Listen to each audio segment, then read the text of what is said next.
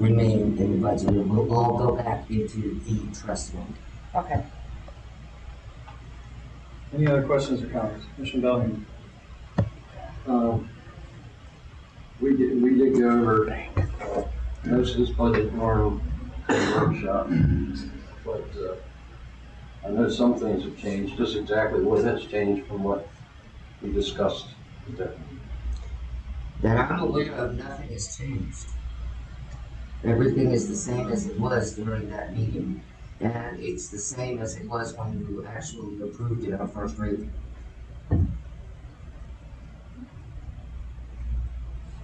Yeah, I sat with the book. I didn't bring it today, but Okay. I didn't see any changes. Yeah, I sat with What about the additional You're streaming. Restrooms? The restrooms I cannot afford. They are not in law. That was going to be.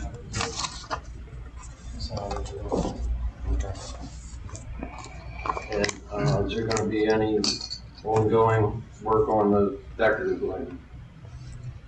At this point, we don't have the money. I mean, the priorities that you all set were the parking lots and to get the streets looking good again. If we get a grant or something, maybe we might be able to do something. But at this point in time, we don't have enough TIF money to be able to continue to do it. We did have the option of going with FPL. I did bring it up to you.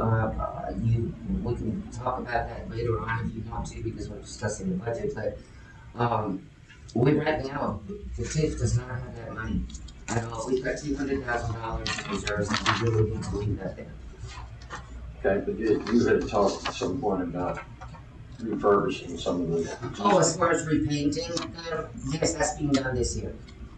That's in this year's budget. That's in this year's budget, yes, sir. And I've already gotten the quotes, and the PO is done, so it's encumbered for this year, and it should start within the next month or so. So what are the intentions with the parking lots?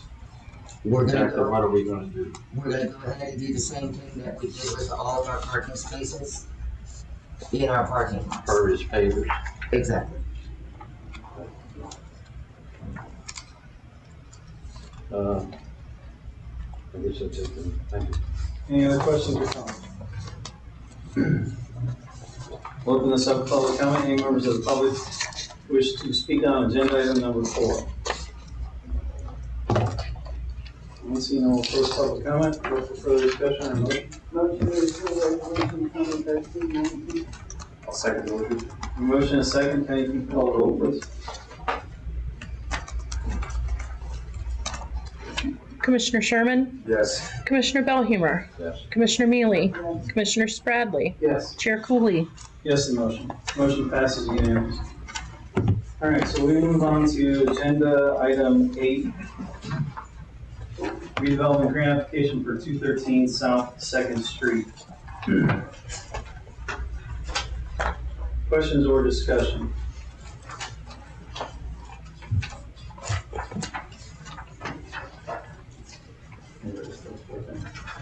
It's not. Actually, while we're waiting, applicant, would you like to come up and introduce yourselves and talk a little bit about your project? Sure. We are Carolyn and Chris Casper, residents here for. Can you turn that mic on, please? There's a little button. Thank you very much. There you go. We've been in town here for quite some time now, and we had the good fortune of purchasing the pink building. Well, we're going to blow everybody's minds since it's not going to be pink. I don't know what everybody's going to do when they're trying to You're going to get find lost. But we're just doing some improvements on the property. We're going to paint, just repair some stuff that's wrong with it and just maintain it. That's really, What color is it going to be, so when we tell people where it is? most likely white. Oh, boy. Classic. I like white. Okay, well, we have, Sorry. So what's going on, just so you know, I'm having to pull the audio from the laptop mic because it's not feeding in from here. So if you speak directly into your mic. If you're not speaking, please turn it off too, because I have to turn these up to get this to capture everything. Questions for the applicant while they are up here? Any questions for the applicant? All right, Gal, if you can now. Good deal. Thank you. Thank you. All right, further discussion on this item? None? Open this up, public comment? Just a second. All right. They've already started painting it, so I don't know how that works with stipulation in here that you can't put a grant on something you've already started. CRA Director? I was not aware that, Mr. Casper had decided to go ahead and put some primer on it until after the fact. They had given me this, and I called him immediately and told him to cease. And he did.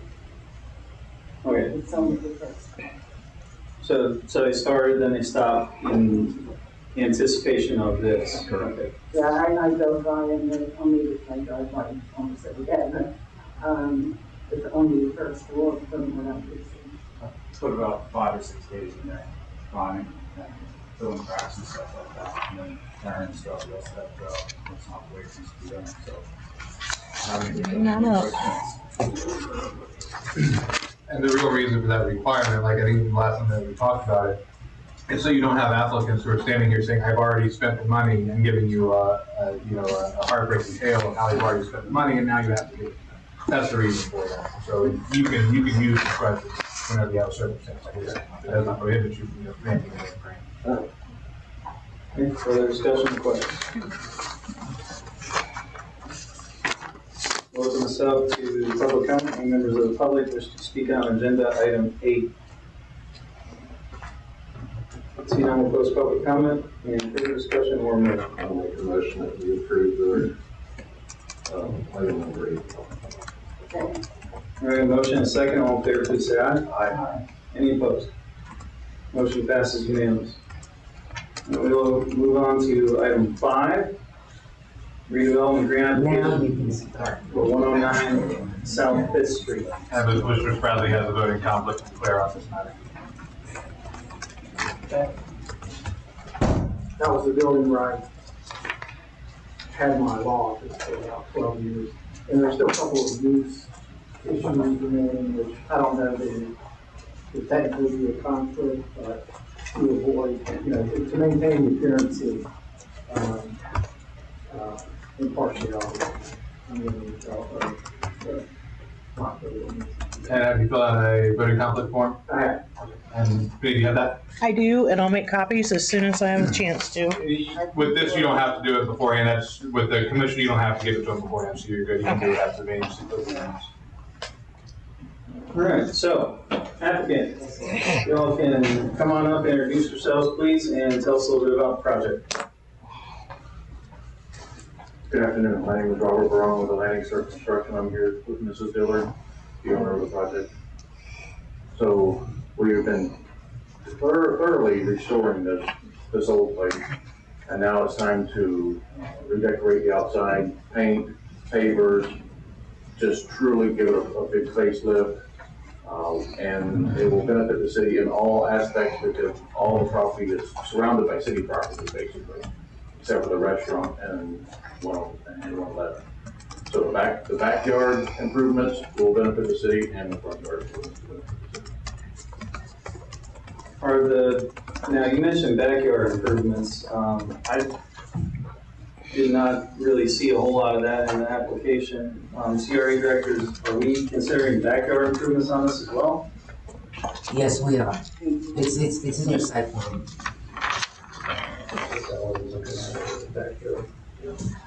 If you look at it from here, turn it this way.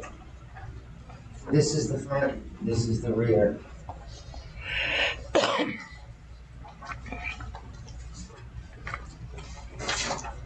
Now this whole backyard area, the side, that's not visible from the road or anything, right? From your city parking it is. Mm-hmm. It's adjacent to all of your city parking, which will enhance the whole back area. Questions for the applicant while they're up here?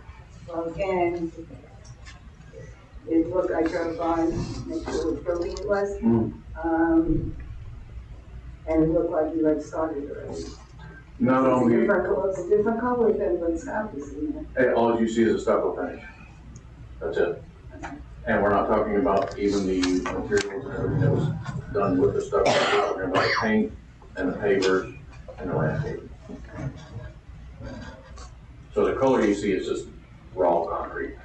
Right, that's your exterior wall repairs. That's correct. I didn't get out of the car, which is. Get out of the car and come on So in. it's not moving. Any questions for the applicant while they're up here? All right, thank you, applicant. And further discussion on this item?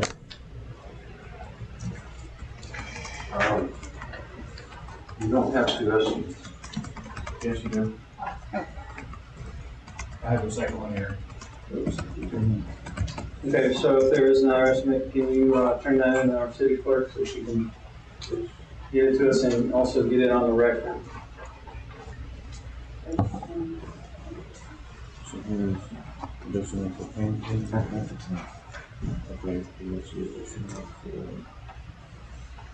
the landscape. And then it's between 12.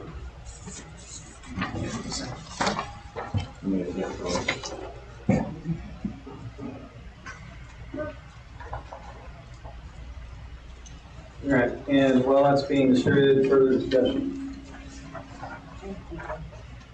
No, I think it's, quite a nice transformation from what it was to the thing. So he's ready. It looks like the carrots are going away. I miss the parents. Yeah, I really do. Yeah, it's it certainly looks totally different than it did, and, you know, you painted it up. It's just a matter of formality that You might be able to replace the parrots with paint the art for me there. Oh, God. I'd like All to, right, excuse me. I would like Chairman. to say, I really like this particular grant because this is the true meaning of why we have these grants, is to fix blight-ridden buildings within the CRA. And this is one that's really doing a full transformation that benefits the city. So thank you. All right, further discussion on this item. Now let's open up to public comment. Any members of the public wish to speak on agenda item number 5? Seeing, we'll close public comment and bring it up here for further discussion or motion. Motion to approve the Snowden redevelopment grant for women non-scientific. We have a motion and a second. All in favor, please say aye. Aye. Any opposed? Motion passes unanimous with Mr. Spradley abstaining. All right, we'll move on to item 6, which is approval of small redevelopment grant application for 511 North Ocean Shore Boulevard. And we'll start with applicants. Applicants, if you can come on up there, introduce yourselves and tell us a little bit about the project. You know, everybody already knows the Myers. Jeff and Debbie Meyer, 511 South North Ocean. Let's turn on, just hit the center button. Jeff and Debbie Meyer, 511 North Ocean Shore Boulevard. Regarding our office at the corner of 6th and Ocean Shore, we've done extensive renovations inside and out, that you're all aware of. Windows have been there since the 80s, and we are looking to do a grant to enhance our building, to strengthen it for storms, being on A1A. We do an Airbnb on the first floor and our office on the second floor, which is rented out to our corporation. So we are looking to improve that. It'll look better, it will help us with the storm mitigation, and that's kind of what we're looking at doing. Any questions for the applicant while they're up here? Are these decorative windows of some sort? Or? No, they're white vinyl, hurricane impact with 90-day code 130, 135, I believe. Double impact, it's a double pane. And it should help also help with the efficiency of our heating air. Any other questions for the applicant while they're up here? All right, thank you. Thank you. Discussion. Good. Wind mitigation and storm mitigation is not part of what this grant's for.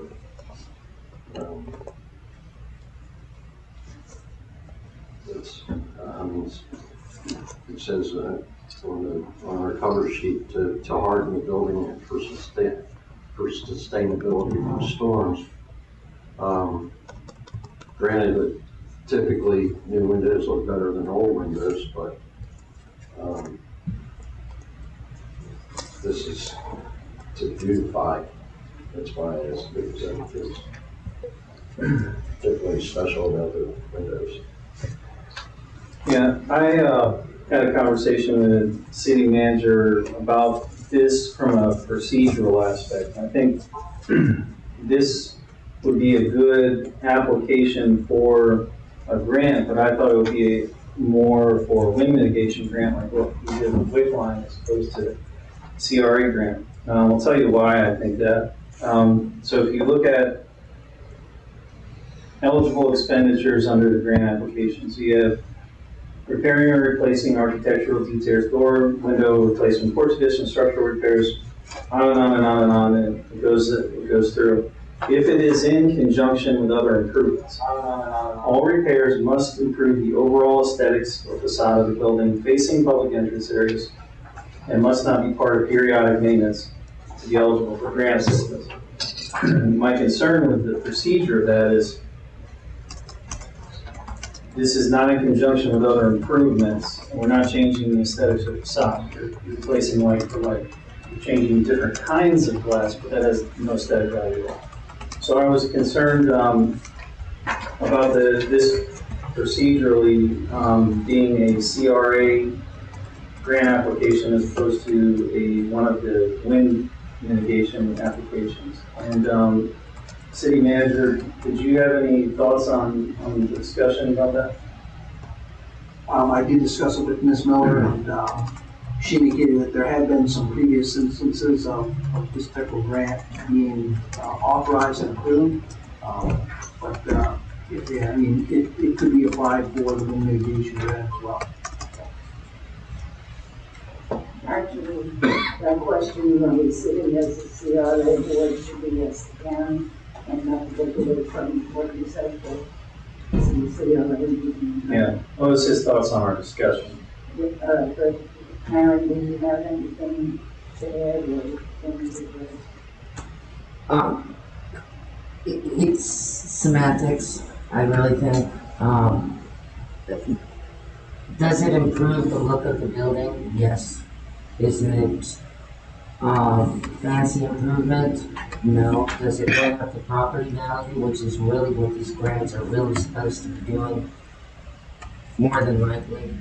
And that's what the goal of the CRA is to bring up the property values. Now there is goal number 3.113, and don't quote me on that one, but I know it's in the goals and objectives, it's 3.1 something, where it states that the CRA shall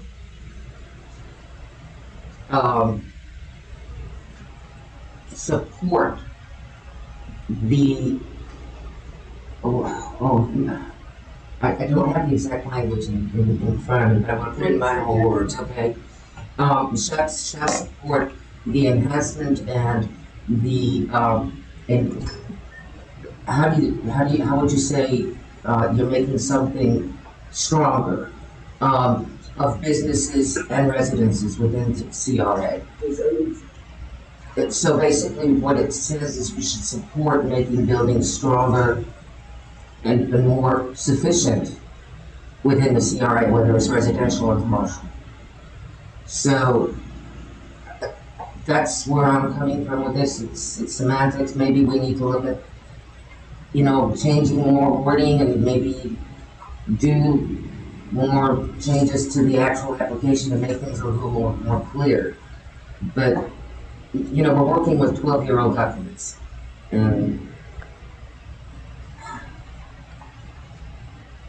to me, I recommend approval because it does improve the property and it does bring the property value up, and that's what we're supposed to be doing.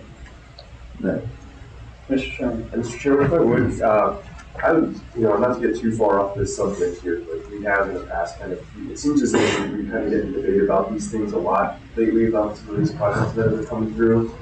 And I guess my question is, I'd be okay moving forward with this one, but then, I guess Monday technically starts a new fiscal year. Do we halt on any future applications until we can get a clear, concise consensus up here as a CRA board with approving anything else after this?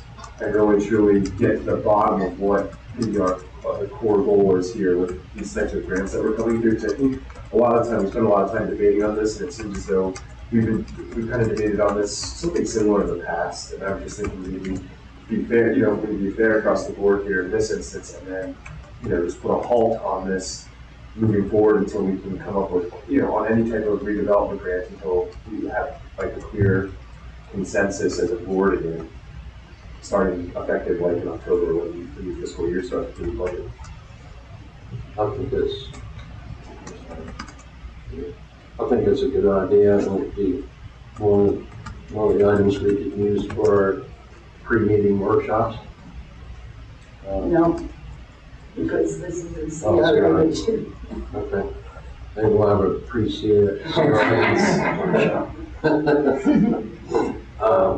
No, I was really looking against it being done. It's just the way it's worded. So if that's something we can work on in the future, I'm okay with this stuff.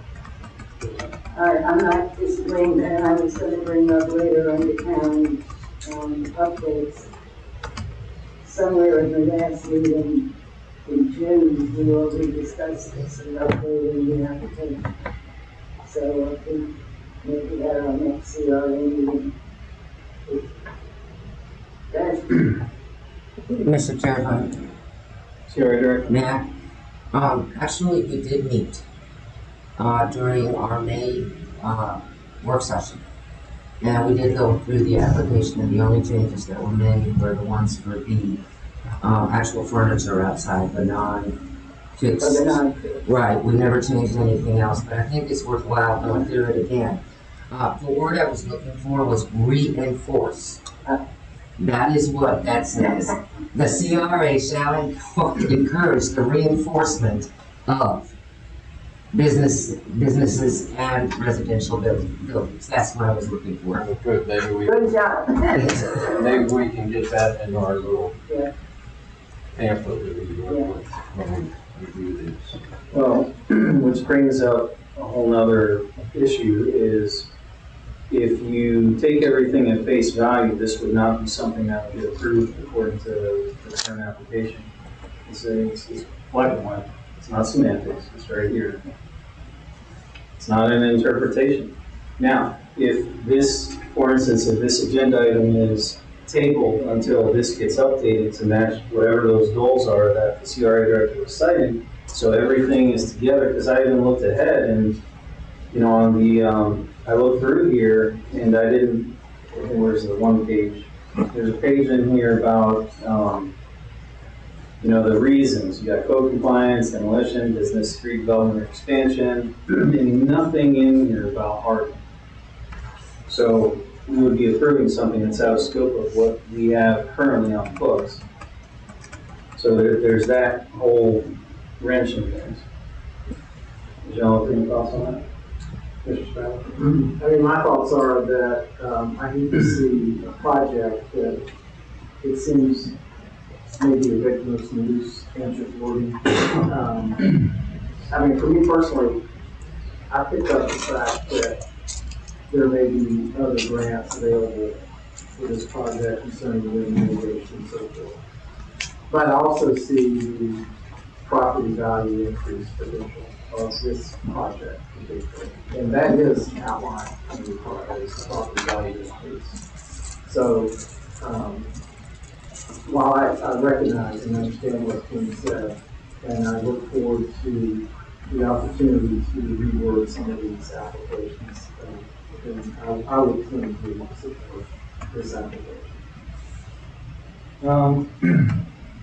Applicant, yes, we've had a lot of discussion. Did you want a minute to respond to any of the conversation before we? Yes, I mean, I didn't take this lightly. If you come by our property, we've done a lot of work on our property. The windows are hideous. If you come by, it's the only thing that really needs to be done. Do I think it'll make the building look better? Absolutely. Do I think it'll mitigate any damage done from storms? Absolutely. And from everything I've talked to Karen, the meetings we had, I wouldn't have been here. I wouldn't have wasted your time or my time. I didn't think this was going to be approved. I just, your time's valuable, and so is mine. And I think that, the way we presented it, what we're doing, I think that's right into what you guys, what the grant, the way I understood it. So, that's all I have to say. Okay. All right, thank you. All right, any further discussion before we open this up to public comment? All right, let's open this up to public comment. Any members of the public wish to speak on agenda item 6? All right, seeing no one close public comment, further discussion. Motion to approve the small development grant for 511 North 13th Street. I'll second it. All right, we have a motion and a second. All in favor, please say aye. Aye. Any opposed? Microphones. Turn your mic off, Jane, So, please. motion passes 4-1. So congratulations. Yep, item 7 is full. We're going to item 9. All these changes I'm trying to. CRA updates. Okay, first of all, I wanna let you know that, I finally got 2 bids for the painting, repainting of the 12-year-old poles and fixtures downtown. There's a total of 23 of them. Hopefully that work will be starting in either mid-October to the end of October.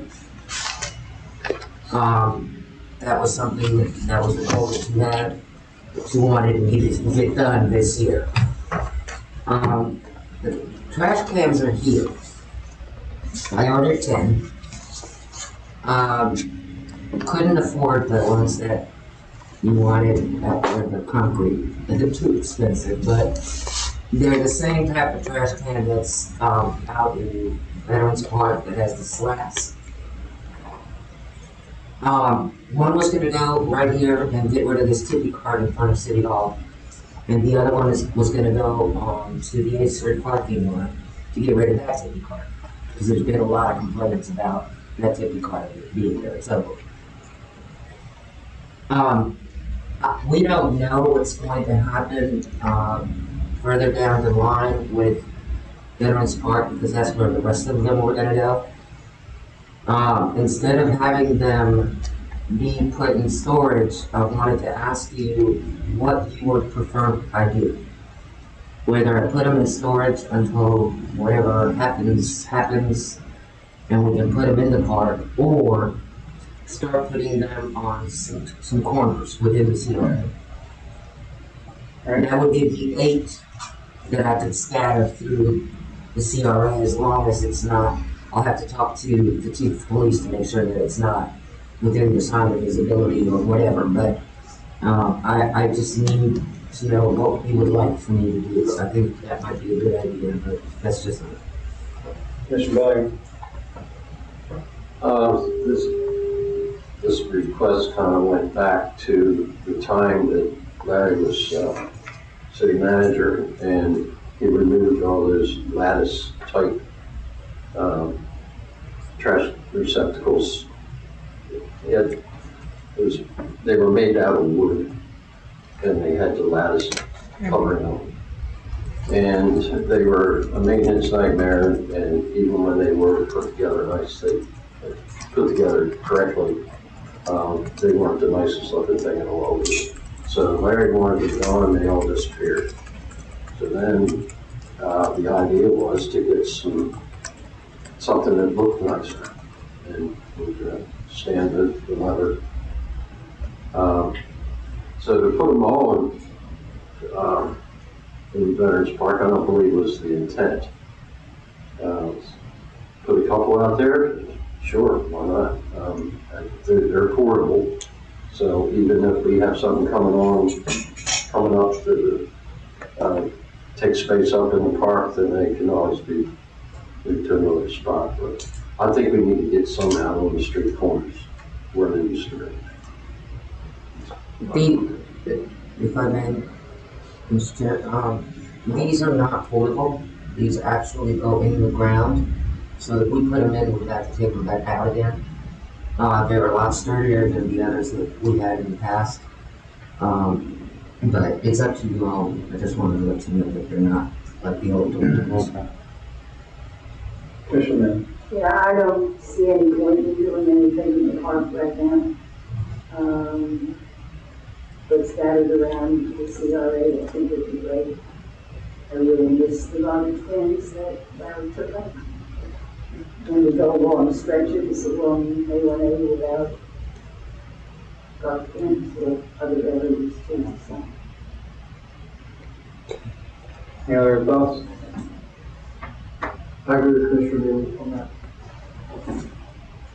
I didn't realize that they were not portable. So in that case, yeah, it's got to run. Thank you. Okay, so do we have a consensus on not Veterans Park, but around the CRA? Yes. Okay. City parking lots.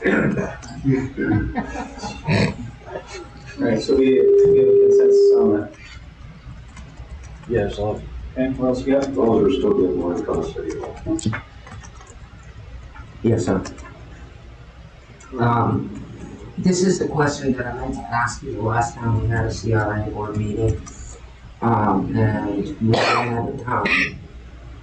And I've discussed it with the city manager, and I've discussed it with Drew too. Some of the things that are coming to me that normally you would have to approve are simple things such as a fence, a sign, a mural. If everything has to come to the CRA board and you only meet 4 times a year, then more special meetings are gonna happen. And I know that that's not what we want. I know that discussing with Larry Torino years ago, they had the same issue with the planning and zoning board, where even fences would go to P&Z. And it was discussed and decided by the city commission at the time, so now I'm asking you as the CRA board, whether small things like that can be approved by me. Otherwise, if they're not built right, they're not gonna get the permit, and they're not gonna pass, because the building official's not gonna let it happen. But do you wanna see every single little thing, like a fence coming in, or a sign, or anything like that, that I could very well approve personally? For clarification, I believe Karen is talking about land development approvals, not things like grants. Grants still come before you. She's talking about things that are just the land development, consistency with plan. That's what she's talking about. Right, for example, like I said, a fence. Do you want to actually see a fence? That's something that we look at to make sure that the setbacks are correct. You know, it's built where it's supposed to be, it's built the way it's supposed to be, the materials are correct, goes for building permit, and then the building official makes sure it was built correctly. You know, it's up to you all. The difference between the PARB and the CRA board is that the PARB does not approve single-family residences. The CRA does. So, for new development, I mean, of course it's gonna come in. Anything that's gonna be an extension of the development, I would give it to you, I would not approve. But I'm just saying simple things like that, that would be taking up a lot of time from your time, that staff could actually approve. And anything that would be commercial would also come to the commission through the Oh, absolutely. development procedure. So really, you're only talking about things that we have in the single-family residential structures, right? Okay, let's go down on Commissioner Stroh. I'm all for efficiency, but I would like to see a paper, a memo that delineates what exactly we're talking about. Okay. Set some limits. Commissioner O'Neill. I agree with that.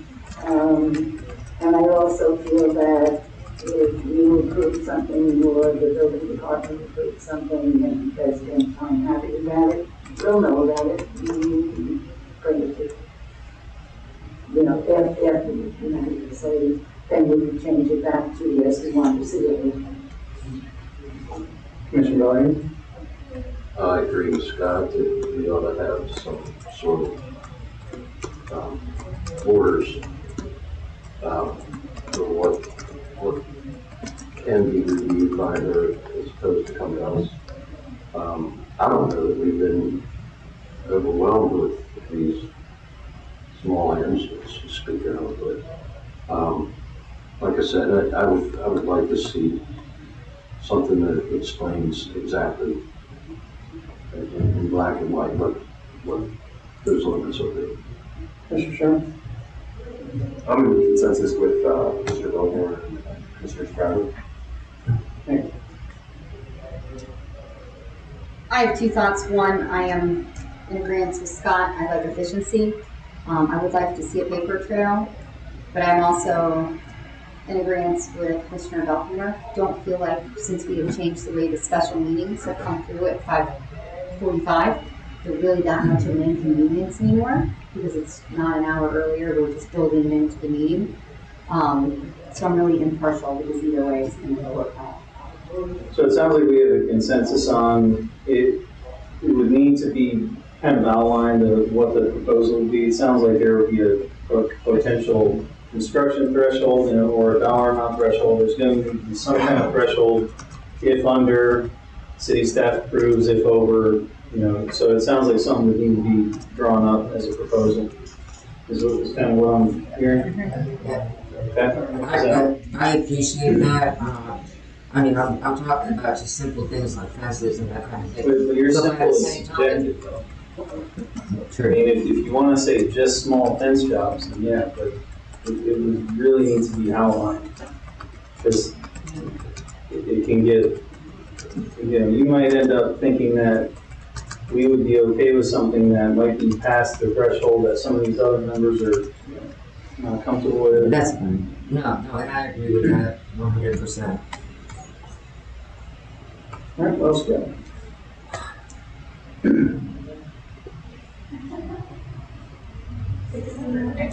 I believe that's it. Really? I really do. Because I've been updating you all along, so you already know everything else that's going to happen. All right. Any other comments from the CRA board? Mayor?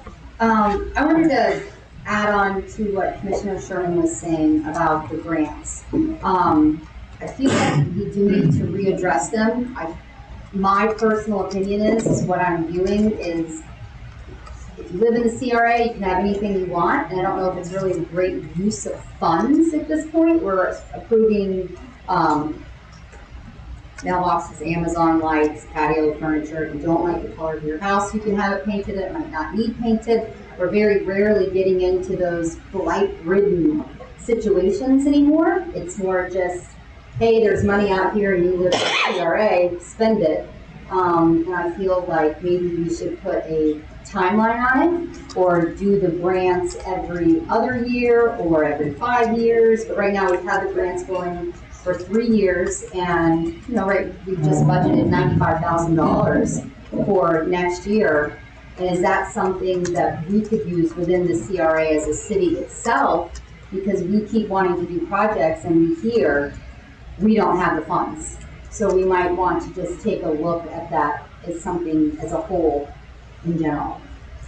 Other thoughts? Commissioner? I totally disagree. I find these grants really great things that each homeowner or business owner look at his or her property and say, it could be better if I had some money to help me do what I'm supposed to do. I've been looking forward to the time where we could do these grants again. And I'm glad to see that we get 4 or 5 at a time to look at. Do we have to say yes to each one? No, we don't.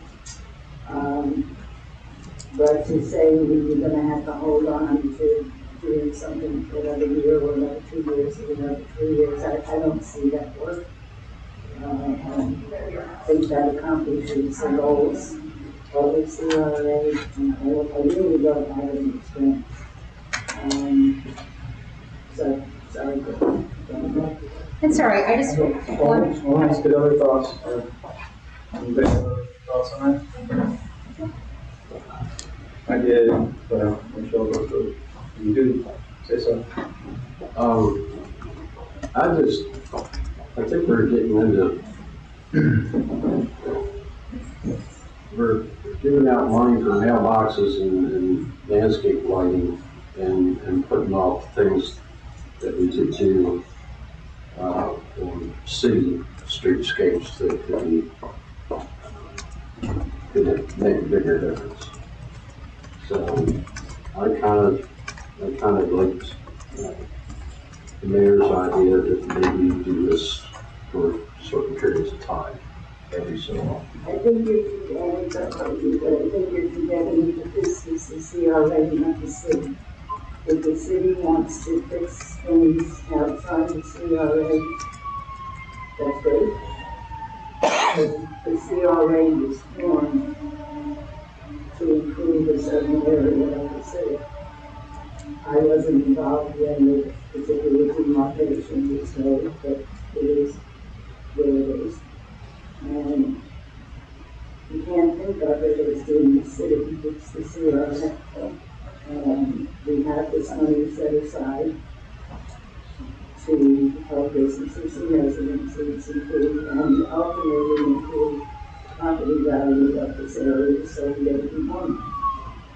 My mistake, I should have said CRA, not city. Mr. Stroud. My concern, I understand the concern you made.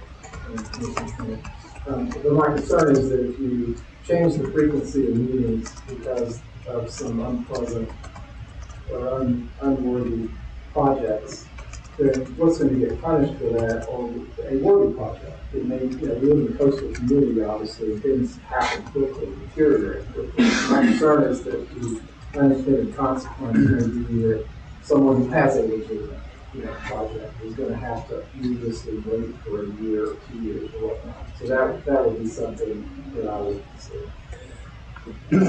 And my thoughts are actually different than everybody's.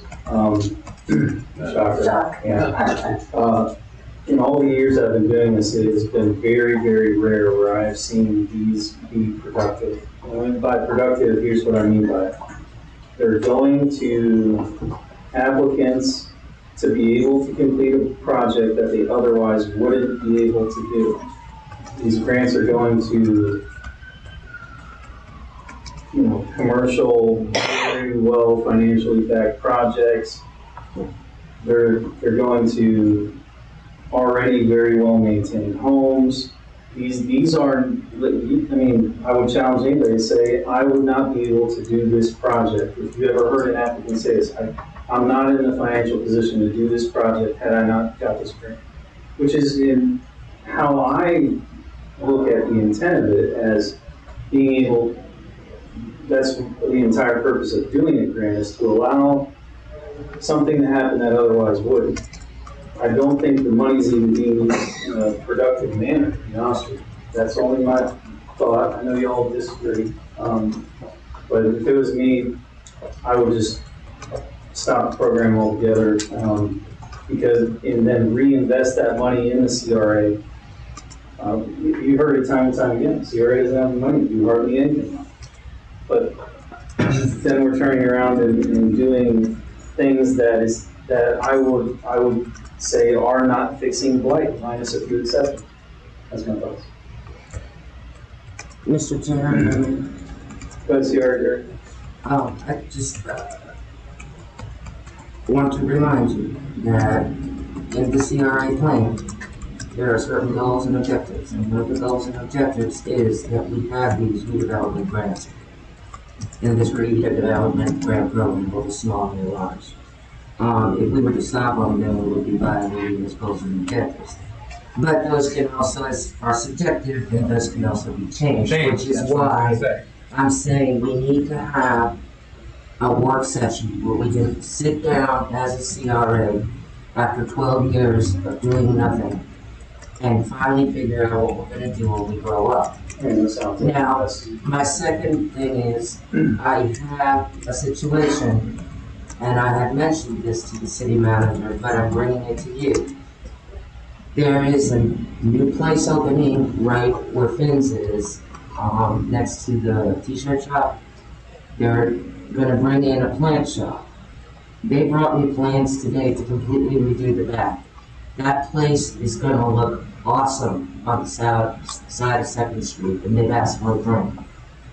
But they can't wait until December, because they wanna open by November 30th, the latest. So, my question to you all is, and I'm glad I heard the mayor say that you're okay with the special meetings. So are we okay to have another special meeting once they're done with their due diligence and bringing me both quotes so that we can consider this one? We've always been okay with that. It's never changed the ones that we do in mid-meeting unless I miss something. Okay, so I just want to make sure. Am I missing anything? Yeah. So can I request a meeting for like the first meeting in November? It's only one meeting in November. Oh boy. I would probably recommend working out with the city manager in the agenda and all, just whatever meeting that works that is possible to fit it in.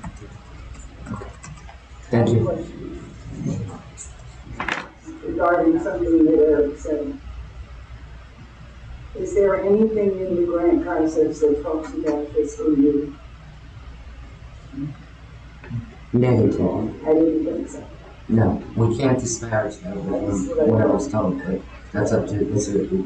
Yeah, so saying that there are all companies or people that have money, that's not an issue, that we should be looking I would ask an attorney. You go to the property, not the people. All right, what else we got? I'd like to just add one more suggestion to that. We could have a workshop regarding the grant process and change the grant process essentially entirely.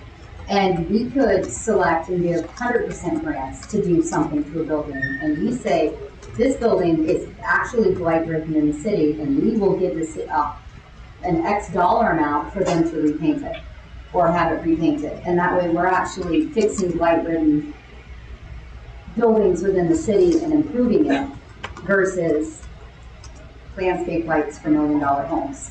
I don't know if that's something that we could do, Drew. And that would to be a actual real enhancement to the city and a good use of the funds. Well, it sounds like we just need that meeting, rather than at. So are you suggesting, Mayor, that we say your building needs fixing up? So we're gonna give you X amount of money, whether they want to do it or not?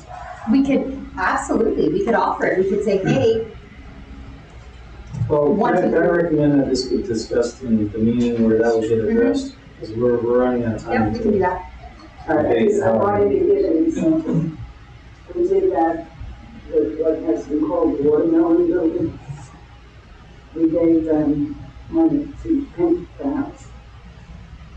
So now we end up with pink, white, and green. So I think it was better before they painted. So I think just something to keep in mind that we need to do. So add stipulations, you got it. I'm sorry. Add stipulations. Let's discuss this in the future meeting. We're trying to rehash a future meeting, in a meeting. Any other comments or anything related to this meeting? All right, I'll look them up. Make a motion to adjourn. For Very nice. 3 minutes? Thank y'all.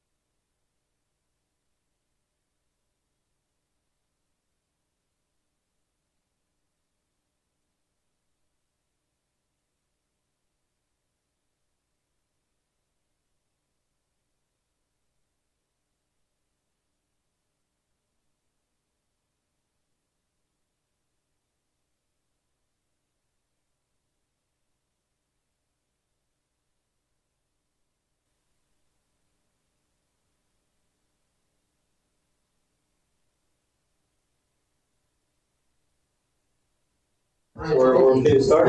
Yep. All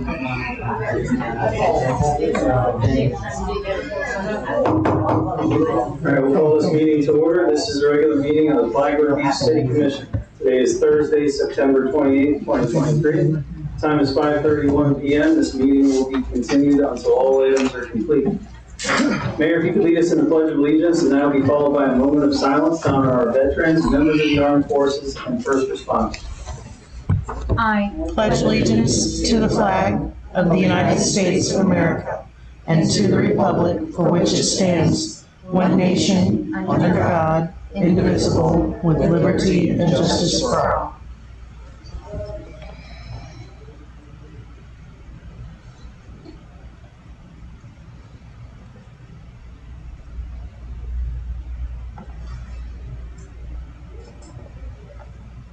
Thank you.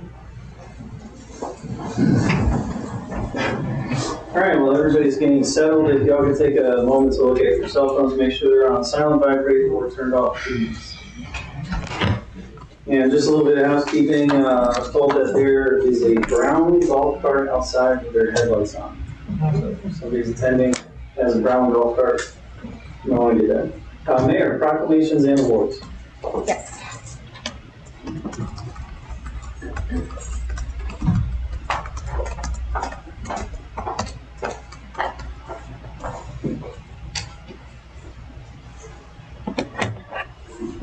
Good evening. Tonight we have two proclamations, and we're going to start with Open Arms Recovery Services. So if you will please come forward.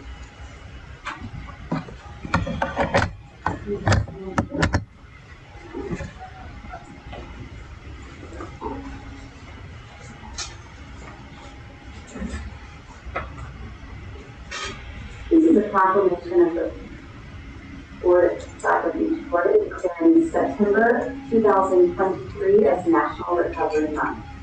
Whereas each September, the U.S. Department of Health and Human Services Substance Abuse and Mental Health Services Administration sponsors National Recovery Month.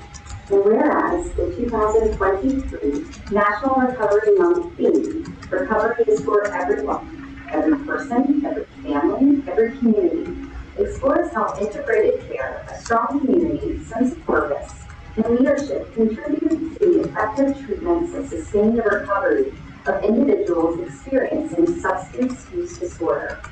And whereas substance use disorder is preventable, treatment is effective, and people can recover.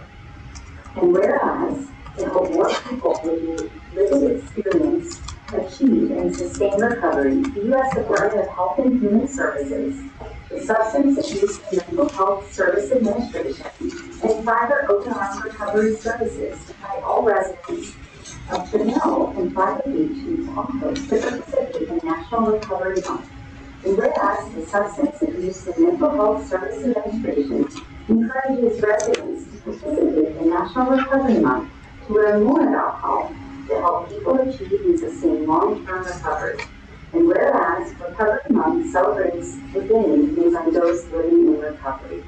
Now therefore be it proclaimed by the Flagler Beach Mayor and the Flagler Beach City Commission that this day, September 28th, 2023, September 2023, in Flagler Beach is proclaimed National Recovery Month.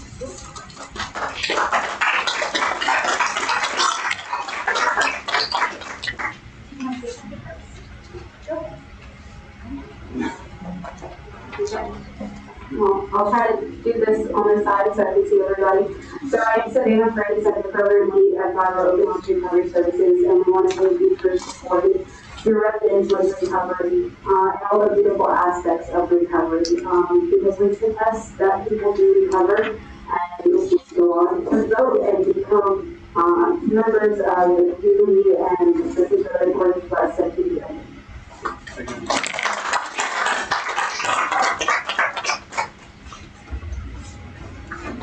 Oh, we like commissioners, so we'll have. Oh, yeah. So we can, that means we're back. You're back. Scoot over a little bit. Here you go. Oh, I'm doing video, hold on. Hold on. with that.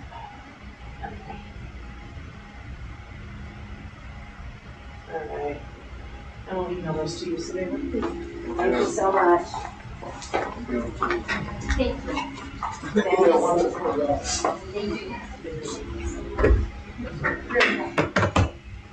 All right. Next tonight, we have the Family Life Center and also our victim advocates as well.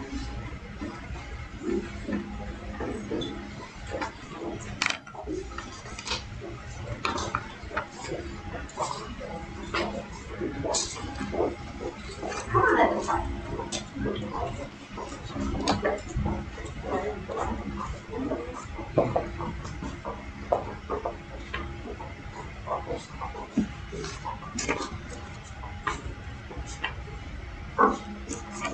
I'm going to talk this way so everyone's voice goes back. A proclamation of the City of Blackbird Beach Commissioners recognizing the month of October 2023 as National Domestic Violence Awareness Month, where a couple days early we're going to hit this up to the kids. Whereas a home should be a place of warmth, unconditional love, tranquility, and security, and for most of us, home and family can indeed be counted among our greatest blessings. Tragically, for many Americans, their home is tarnished by violence and fear. And whereas family violence is a crime that transcends race, religion, ethnicity, and economic stature, with one of its greatest tragedies being its effects on our children. And whereas an estimated 4.8 million cases of domestic violence occur each year, tragically killing an average of 3 women every day nationally. And whereas the Family Life Center is the only certified domestic violence emergency shelter and rape crisis center in Blackbird County, provided over 6,700 hours of service to victims in the past year. And whereas each October, the formal recognition of Domestic Violence Awareness Month allows the community to acknowledge and show their support for their victims of this horrific crime. And whereas the Blackbird County Advocates Alliance, comprised of the Blackbird County Sheriff's Office Victim Advocates, the Blackbird Beach Police Department's Victim Advocates, and the State Attorney's Victim Advocates for the 7th Judicial Circuit, Blackbird, and the Family Life Center, and the Blackbird County Domestic Violence Task Force membership are committed to confront this crisis and are working together to increase public understanding of this problem and mobilize community efforts to end domestic violence in Blackbird County. Now therefore be proclaimed by the City of Blackbird Beach Commissioners that we hereby declare the month of October 2023 as Domestic Violence Awareness Month in Blackbird Beach, and urge all citizens of Blackbird Beach to become a part of the community response to end domestic violence and to send a message that this crime will not be tolerated in our community. As we spread awareness of domestic violence in our community during the month of October, we recognize that it takes the entire community to stand together and make a difference. Together, we can break the cycle and impact the lives of future generations. Thank you. Would you like to say something? I'm also going to do like 6 minutes to the time, so thank you everyone. Good evening everyone, my name is Shanice Carr, and I'm the Director of Operations for Family Life Center. And as you know, having conversations around domestic violence are things that is very difficult to do. And one of the things that we've noticed is we're always welcoming into the community and have a lot of support. You can see that even here, and we're forever grateful. I'm also grateful to have great advocates, law enforcement advocates, and officers that join us.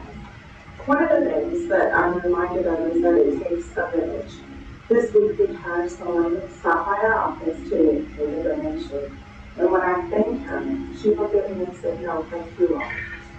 And I gave her some thought, and she said, "If you keep showing up for survivors, I'm going to keep showing up here to do my part." And that was the reminder that gave me hope, and I can tell you everyone up here that is standing alongside of me is so grateful for the opportunity to be a small beacon of hope to make change in this community. And we're asking you to do the same with us. We have quite a few events coming up. Next week, actually, starting on Monday, we are doing Herbal Life nights, and we're trying to light up Blackbird County. So if you need to do a small part of changing the light fixture that's in front of your door, outside of your lamppost, to using a purple bulb to stand in solidarity and honor our survivors that we work with. We also have a community breakfast on Wednesday, and are inviting all to come out and partner with us and get to learn about our services, meet our staff, and get to know more of what we do. In addition to that, on October 20th, we have a Rise Up event here at the Blackbird campus for Daytona State College, where we will be doing a lot of education, a lot of presentations, and I promise you it will be a good time. It is free for all, and we welcome everyone in this room and your neighbors. So go on and tell your neighbors to come out and join us as well. But we want to thank you. Thank you for all holding a place for us tonight to honor survivors and bring the acknowledgement and recognition, and we are grateful. And I'm actually going to turn it over to one of our advocates, Michelle, to say a few words. Thank you.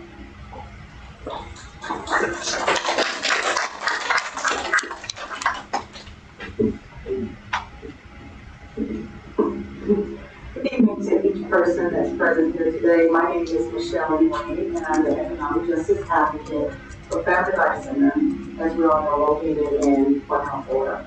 It is an honor and a privilege to be able to stand before you and to just thank you for recognizing October 2023 as Domestic Violence Awareness Month. I also want to thank our community partners like the Sheriff Officer, the Advocates, the Police Department, Flag of Cares, a lot of the people that work with us. We really do appreciate all that everyone does for us. As the Economic Justice Advocate at Family Life Center, our goal is to help victims to get from a place of short-term safety to long-term security, and to be able to do it independently. But that is not always easy. Did you know that 95% of the cases of domestic abuse involve economic abuse? And economic abuse occurs in 98% of domestic relationships, and it's the #1 reason why victims stay or return to that abusive relationship. I'm a survivor. And I know that we probably will never be able to end this vicious cycle, but I do believe and hope that one day we can lessen the number of cases, not only in Flagler County, but around the world. We at Family Life Center will continue to impact lives and change lives by providing and producing compassionate services through advocacy, crisis intervention, and community awareness. We want to be an organization that always says yes. I believe that together we are strong, but I sincerely believe that together we are stronger. So I want to thank you again. I thank each and everyone present here.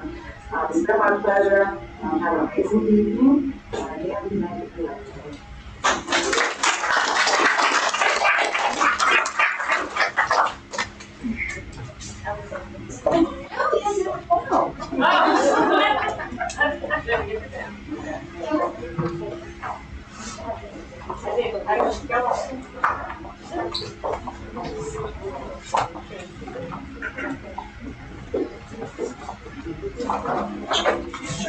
Center.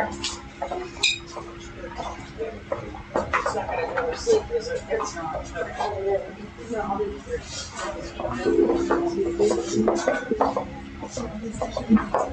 Right.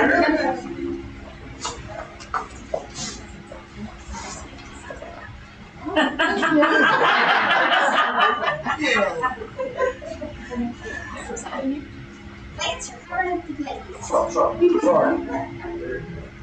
Alright. Several of them? Okay. Wait, yes. Oh, another paper? Yeah.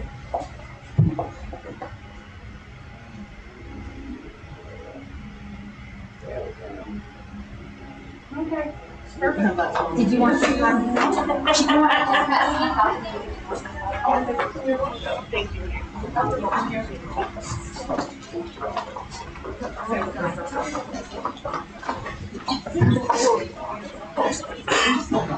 I'll make sure they get them. Thank you.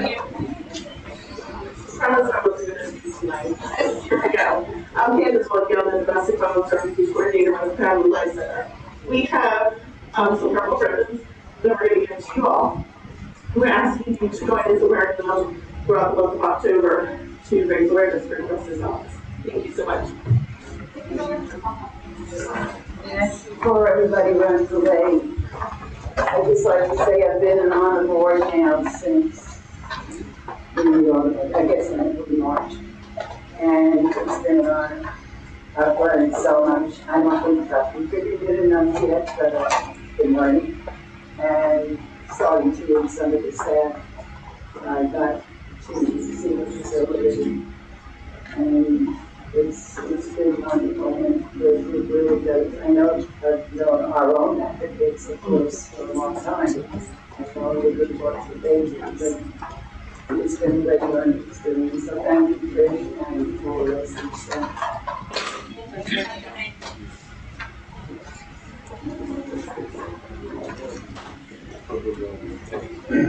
All right, thank you, Mayor.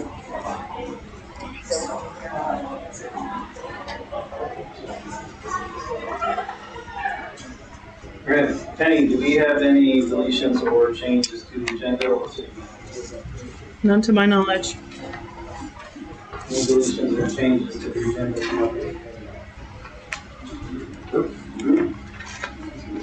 All right, we'll open this up for public comment. This is for items that are not on the agenda. Citizens are encouraged to speak. Our comments should be limited to 3 minutes and addressed to the chair.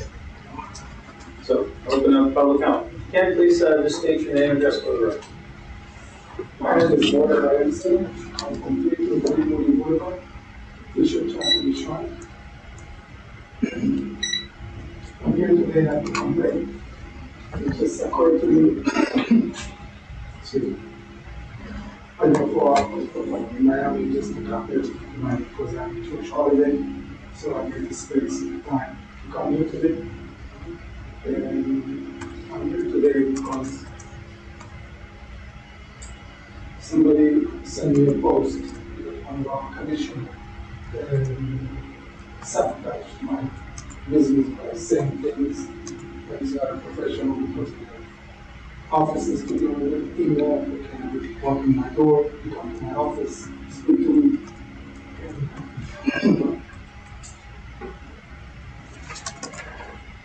It's upsetting.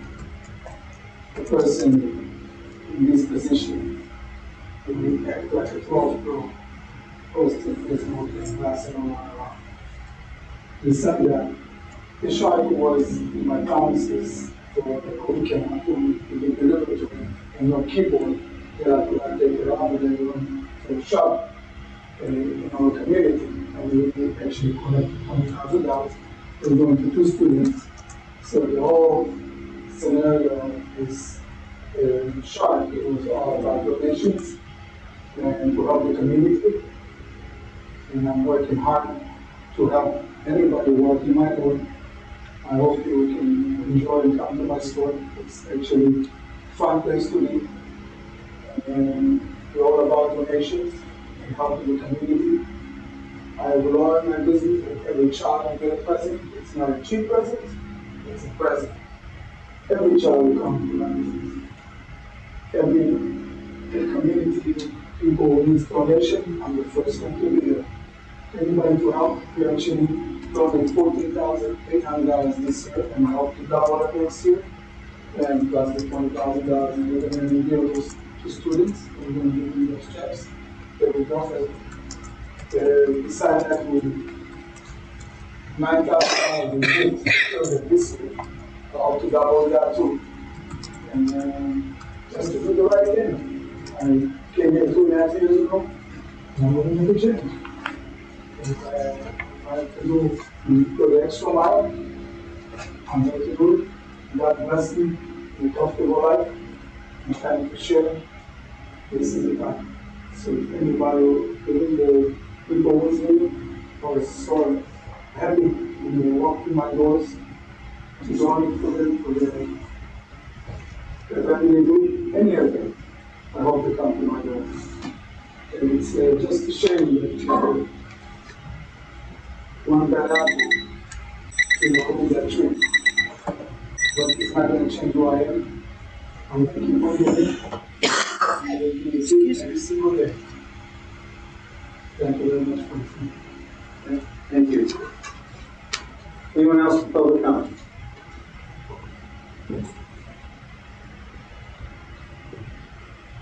Last call.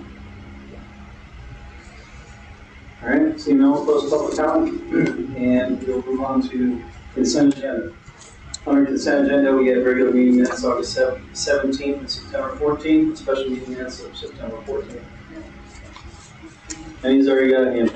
Oh, yes, What do you got, sir. Meg? I just want to let you know that the minutes of September 14th, Commissioner Bradley filed a Form 8B voting conflict that is attached to your minutes and will remain the same. And his reason for filing is probably not. Got me. Property owner is a client of his law firm, was the reason. That's it. That's it. Okay. We also have a 1-year agreement for insurance trust, and then we have the partial release of an easement for Grand Lands. And the grant of a day reason, there's two parts to that. Release and a grant. Anybody want to pull anything? We're at conversation.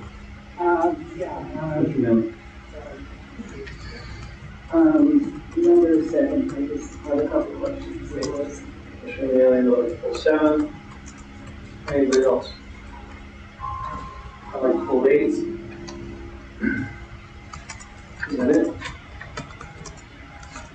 Alright, so let's start with just take care of item 6, which is minutes. Does everybody have a copy of the minutes and any comments about it? And I'll make a motion to approve the consent agenda item number 6. Second. Very much. Say let me open this up to public comment. Any members of the public wish to speak on consent agenda item 6? And see no one close public comment for consent agenda item 6. We already have a motion and a second. Any further discussion? All in favor, please say aye. Aye. Any opposed? Motion passes unanimously. All right, Commissioner Millie, you asked for item 7.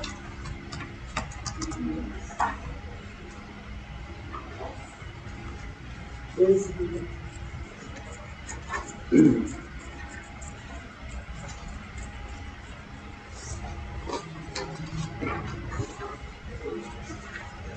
I know insurance rate. Turn it off, turn it off. I'm not surprised by the increase in the insurance. But I did have a question. Did we get any credit for their not being able to hear? That is not on this insurance policy, that's a separate policy. I'll be honest, I didn't do No, that's a separate policy, we review that at the time of the year. This policy includes the restaurant, bake shop, and the bathrooms are on this policy. It's a non-insurance. And you noted that the insurance crossovers were being dropped. So any damage to the address is a yes. Just like you said, you had it yesterday, but okay, thank you for that. Is Any further? No.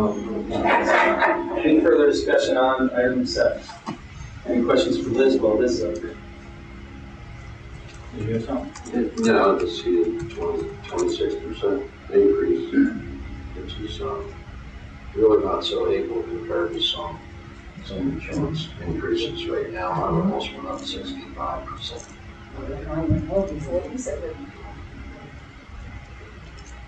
So, doing great, fully perfect. Thank you, Liz. Further discussion? We'll open this up to public comment. Any members of the public wish to speak on consent agenda item number 7? And seeing none, we'll close public comment. Further discussion or motion? We have a motion and a second. All in favor, please say aye. Aye. Any opposed? Motion passes unanimously. I pulled 8. The only reason I pulled 8 is Drew. If you could, for the record and for everybody that... If you look at the last 2 documents on that page, if you hit that packet, you see first page of each says existing easement, one says existing release, and then you flip to the next page of those, you see proposed, you see a little sub, What's going on is the stub in the release was done about a year ago. The legal description didn't include the stub that was meant to be released. That stub is now being released by these documents. And when you look to the proposed additional area district easement is what it's called. That stub, you see it's moving to its correct location where it should have been in the original document. So it's really just moving, or it's amending the meets and bounds description so that it releases what was meant to be released and includes where it was meant to be included in the easement. Did I say that in a way that makes sense? But overall, It's a wash. it's the same amount of land it's Where it's located, exactly right. The boundaries of that. I wanted to make sure that everybody's on the same page and we're transparent about it. Because there was a lot to take in on that. And, Lots of words for a little bit being done, correct, yes. Now, on the actual document itself, that is not prepared by you, is that okay? No, that's fine. And if you, so there have actually been a few of these over the years because this is the well field, the primary well field site. And when they, currently what's going on is, and why this was important to get moving forward is they're actually putting infrastructure in the ground. And so they're working with city staff to get the pipe for that infrastructure in the ground. That was part of one of the deals you've dealt with them in the past. But as they're working on that development, both for their needs and city needs, that's when that the last reconfiguration we did was done. But so really the language of both the release and the easement matches entirely the language of the last release and easement you did. All that was changing was that little piece of meets and bounds description. But the reason why this may not be the last time you see this property pursuant to the agreement that they have when they first donated to this property, they always have the right to come to you and say, we need to move the easement. As long as it's cost neutral for the city, they have the right to come and you can review, you can say no, but you have to have a good reason. They always have the right to say, since we donated this land, we would like to reconfigure this as long as they pay for it. So I can't guarantee you never see this property. But their lawyer pays for it. They pay their lawyer to do it, so you pay a fee for it. Questions for the group, further discussion? And we'll open this up for public comment. Any members of the public wish to speak on consent agenda item number 8?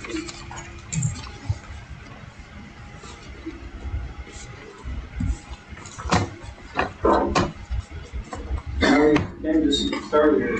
I don't have any objection to it all, but I'm completely quiet on it, because I did kind of read it.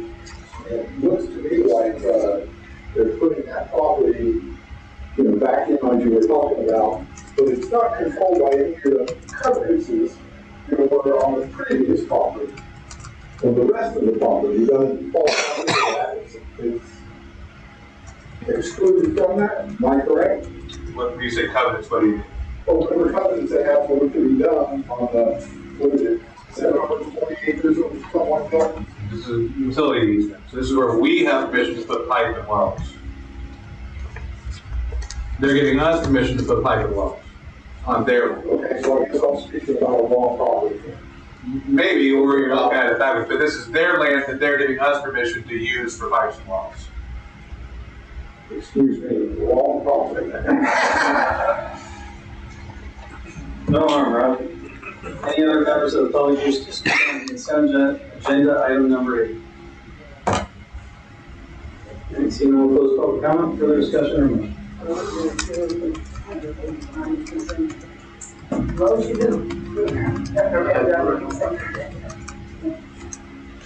Second. All right.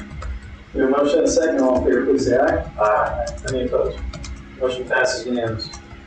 Move on to general business. Item 9, discussion and approval of ILA Oversight Committee. And Commissioner Mealy, is this you? I just was told that that's. We can tag team it, but I know you were both. Yeah, James and I are the city's representatives to the Frederick County Oversight Committee of the interlocal joint schools. And this was worked on all last year when you, James, and I were there. So we had zero input, except to say you have to improve. You're still going to be late. Of course we are.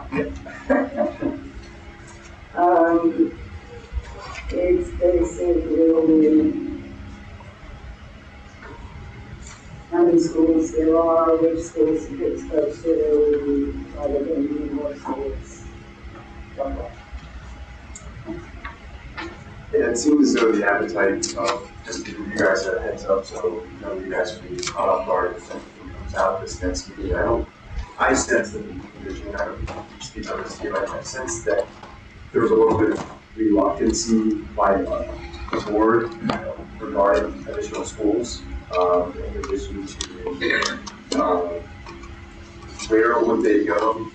There's a lot of question about the data that was shared with us. It was, I think, I don't know if there was really any real true direction after that meeting, but I did sense though that there was reluctancy regarding additional schools.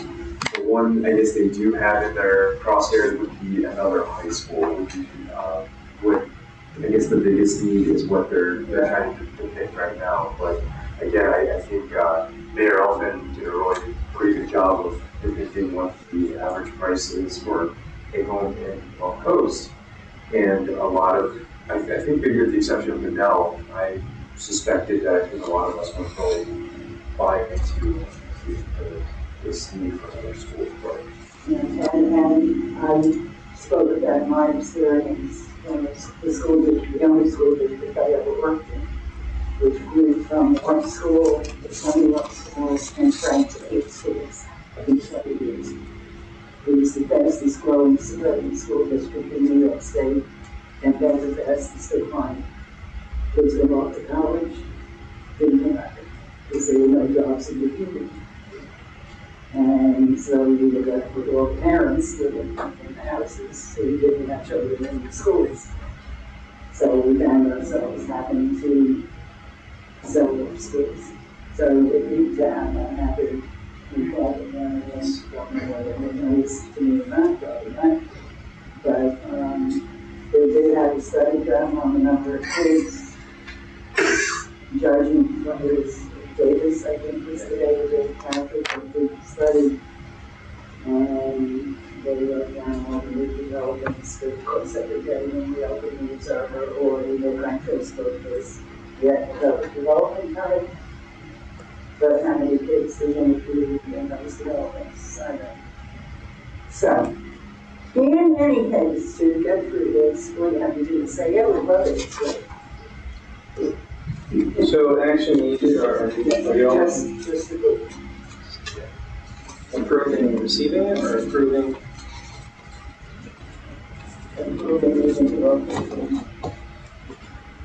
Again, we're at a loss. This was last year's one. basically, I think it's the data that was shared with us to basically bring us back to our boards to share with you guys. We are supposed to be meeting again in November. I know that we were talking in this through a little bit more. There was one of the take-home points was we were waiting for census, I shouldn't say census in the sense of census, like population, the ones that we get done by the federal government, but census data in the sense from the schools. I guess there's a certain date that they then submit that to the Department of Education, if I'm not mistaken. And once we have that data, we were going to come back together. I believe it was a date certain in November to go over that again to really truly see what the true data is here, what's actually in our schools here in Flagler County. I think you're accepting the report. You're not necessarily to approve. You're accepting the report the committee has presented. That's what's in the agenda. So no for the package. There's not an agreement in the package. There's the report that you're not approving, you're receiving. So accept, I think, would be the right motion. Comments or thoughts on the ILA oversight committee stuff? I checked with the guy in charge, and he kind of told me that You don't have an agreement. They didn't provide an ILA to approve. maybe on these things, And maybe it's for them. maybe on this things. So, everybody say, no, happy we want to get it. It is moving. Mayor, was action needed on this? Thoughts or comments? Move to accept. Yeah, Accept the I'll make a report. motion that we accept the Oversight Committee 2023 annual report. And things that that I will do a much better job next year because we'll never get covered. Yes. Alright, so Commissioner Bellinger made a motion, do we have a second? I'll second. Alright, let's open this up, public comment, any members of the public wish to speak on general business item 9? Seeing no one close public comment, all in favor, please say aye. Aye. Any opposed? Any of you would let them know that. And is there anybody opposed? Alright, so now the motion passes unanimous. Alright, we'll move on to resolution 2023-23. Resolution 2023-20, a resolution by the City Commission of the City of Flagler Beach, Florida, amending resolution 2022-13, which adopted the fiscal year 2023 budget. Reflect the budget and providing the conflict, providing the budget take care of.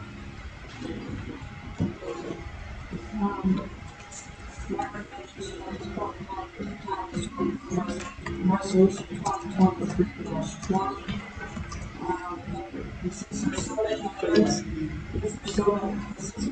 items, I'm happy to present specific questions that you may have. Alright, Commissioner Ailes. Yeah, thank you for reading it all to us. Yes. Number 38.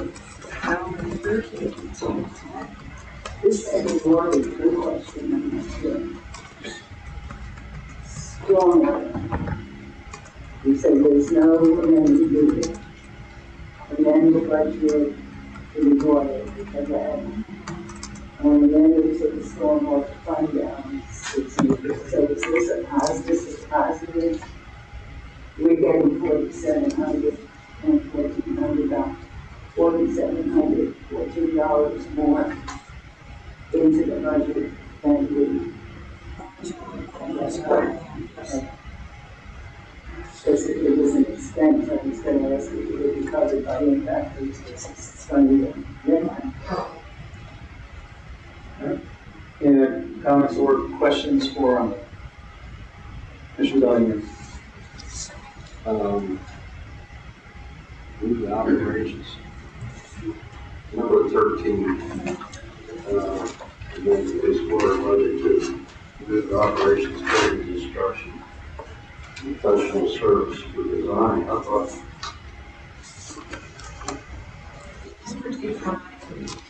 That hasn't been designed yet. This is the process of doing design, is just a new project discussing a special project code for the operations building, so we're just putting the budget into the project. And the other thing I have is circuit. New budget for radio station equipment. So.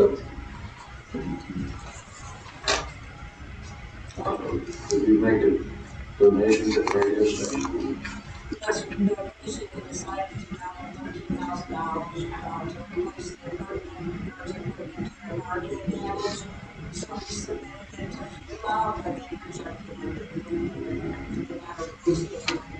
So that was in March. When I came back on board. Yes. We did approve that. It was considered a public service. Okay. I just made sure I wasn't sleeping. I wasn't here.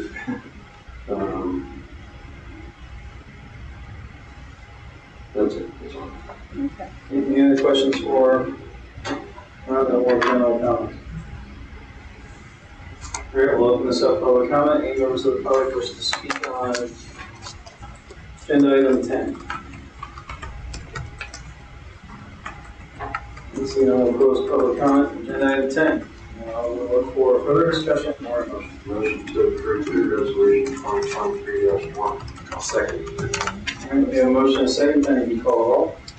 Commissioner Belhumer? Yes. Commissioner Mealy? Yes. Commissioner Spradley? Yes. Commissioner Sherman? Yes. Chair Cooley?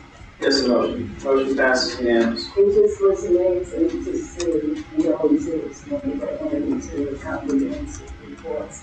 All the times we vote for something or that, we didn't know you had it, on one page, it's like, wow. Well, Good job, Lala. good job putting that together. Yeah, it's really good. Presented very well. All right, we'll move on to item 11, beach park village tree mitigation. And, Larry Torino.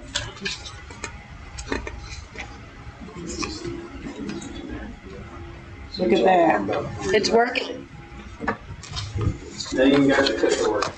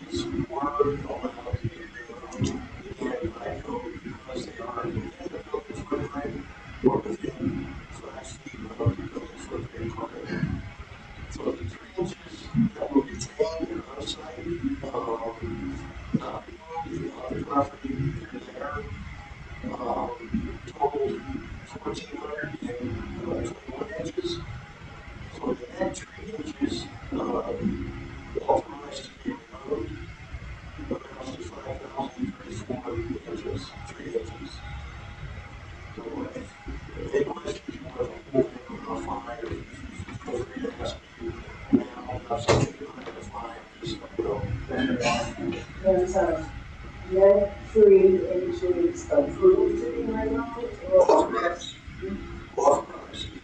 already work. Yes. In other words, when the plans were submitted, tree from the tree survey was provided. The trees that were authorized to be removed are all trees that are within the building footprint, and they within 5 foot corridor of the building footprint. That amount that you're speaking about is the 5,034 that were authorized to be removed? Correct. I'm sorry, how is that different from the 1,757? Well, if you take the 1757 and add it to the 1421, okay, plus But the number came from Larry, I'm sorry. I interpreted non-protected tree into tree as being the ones that were in the footprint or the 5 feet around. correct. So then that's 1,757. That's right. Now, how is that different from the authorized tree removal? Because we're looking at the sum total of the 3 inches of the site, which is 212 inches. Yeah. So you subtract from that the trees that were authorized to be removed, which is 1,757 inches. Okay, so you deduct that, and then you also deduct the tree inches that were retained on the site that were salvaged. That, the combination of those numbers leaves you with the trees that are authorized to be removed by the permit. If you go back to this, this is probably the easier way to describe it. If you look at this graphic, you can see the lots, you can see some small rectangular shapes within that lot. Those shapes are the building footprint for each property with the setbacks shown on there. Every tree that is within one of those boxes, if you will, and I don't have a pointer, I apologize, but Let me ask a question, because I think maybe I've deciphered where the confusion is. Can we go back to the last slide, please? The 5,034, when you say that's authorized to be removed, do you mean authorized by this mitigation plan to be removed? Yes. I think that's the confusion. That's what's being authorized, so I think that's where the confusion may go. Plans that were submitted as well.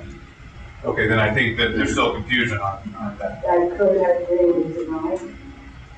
But, no, they, if you look at this, Here's, before you go to the guy, let me walk through where the confusion is, so you know what question you're answering. Because I think I've got a handle on where the confusion is. Can you go back to the last slide?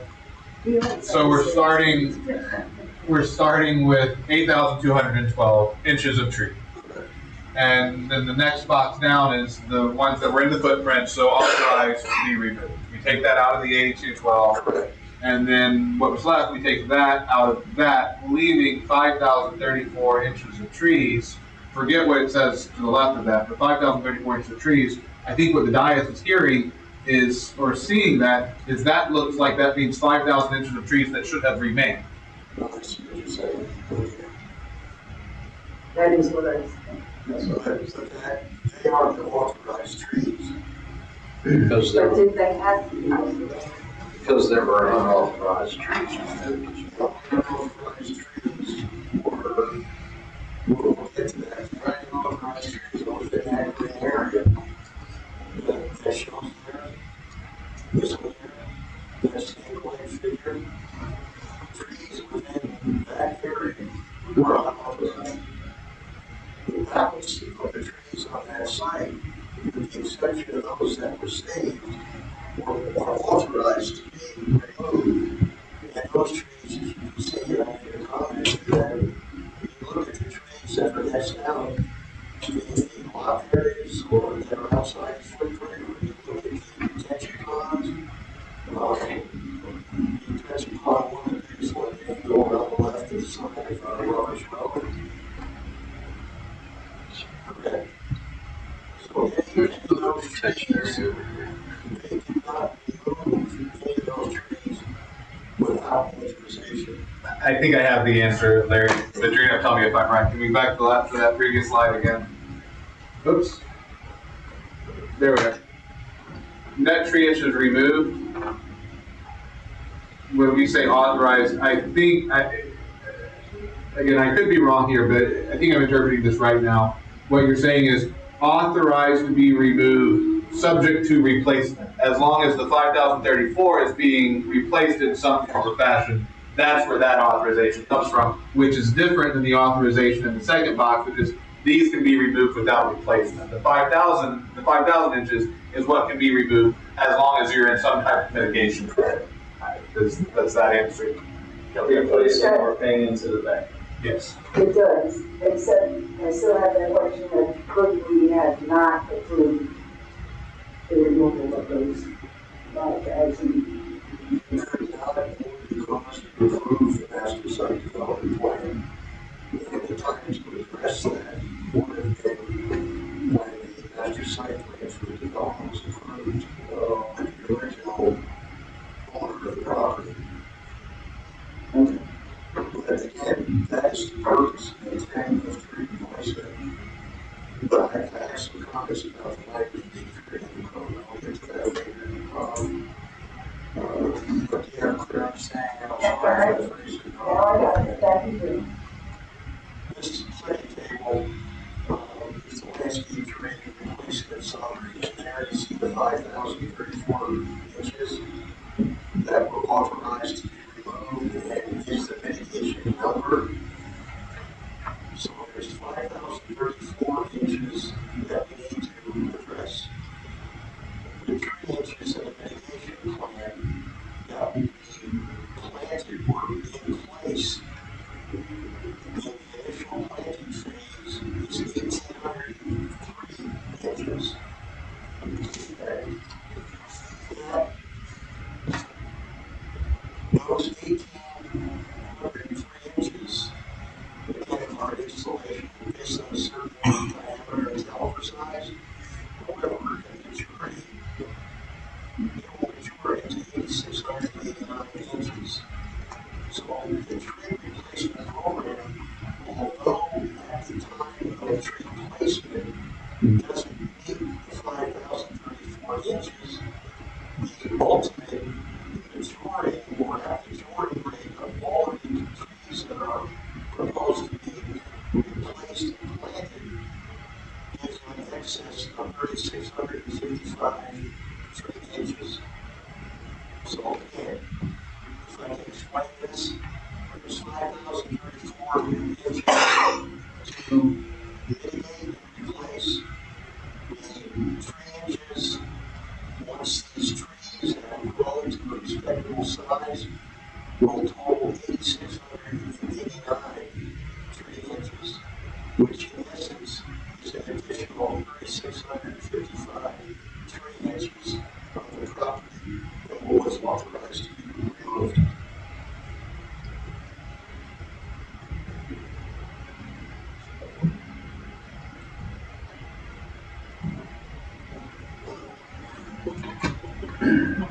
got it. This is an exercise in generosity. It's not, I don't phrase this correctly. Two things. Number one, never, at least in my time in the city, has there been a tree replacement of this significance. The preserve, it was done in a different manner. It was done, of course, the coordination was much better. And I say that staff-wise, administrative-wise as well. That was conducted in a different manner. This particular project did not follow that same process. I don't get into that over here today. But the outcome was, having gone through this exercise, it was a wake-up call to me. Number one, I workers. Number two, I can read, I do research, and I can tell you that the tree replacement program that is in the current code is archaic.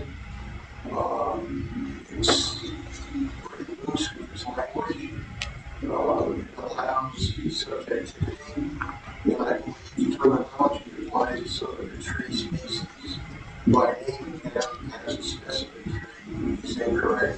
trees. And I'll preface it with that. Yes. That being said, we have to deal with what we have, but again, we'll be seeing the land development pretty soon. And I'm going to go back into that session. And based on what I've gone through this exercise, I'm going to make some recommendations and options for the commission that might want to consider. Especially for developers. This language in the current code is written specifically written for individual lots and small lots, that acres. So it's a little difficult to write for each ad, there are two facets to this. This was one, which deals with the entire site. And then we have this one, which seems to be unauthorized local trees. The previous slides all dealt with 5,034 tree inches and the authorized rule of that and tree mitigation plan and program that was put in place for that for you to consider. This is specific to what is determined to be 2 acres of authorized clearing. The tree count, the best estimation was at 30 trees, using 15 trees per acre as a basis. The average inches per tree for the entire site being 9.4 inches, which gives you a total of 282 authorized inches removed at $100 per inch, almost $28,200. You add to that the after-fact permit is one permit, even though there was hundreds of trees removed, they were all removed under one permit. That becomes $500 in the total amount. In this particular matter, is $28,700.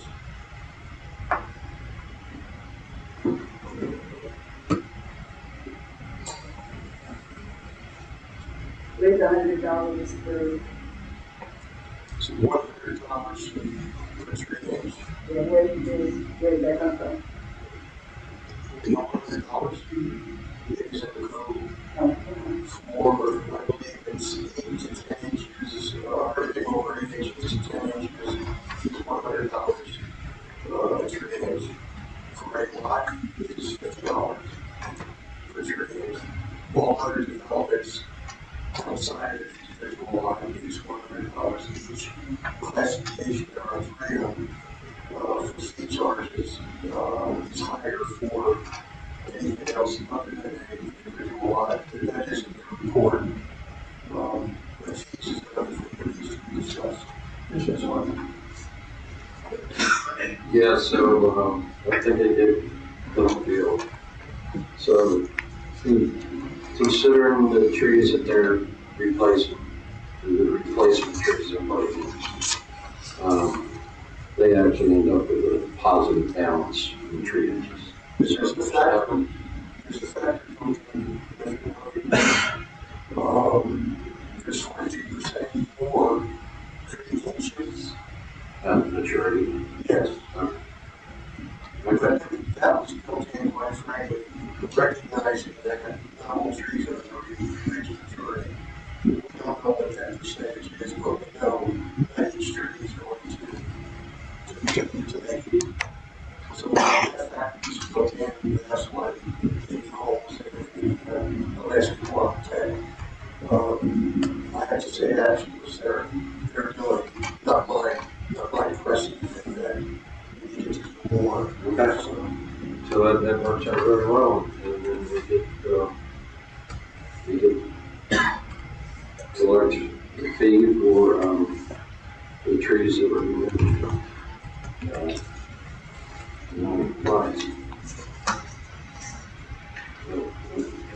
100% over it, anyway.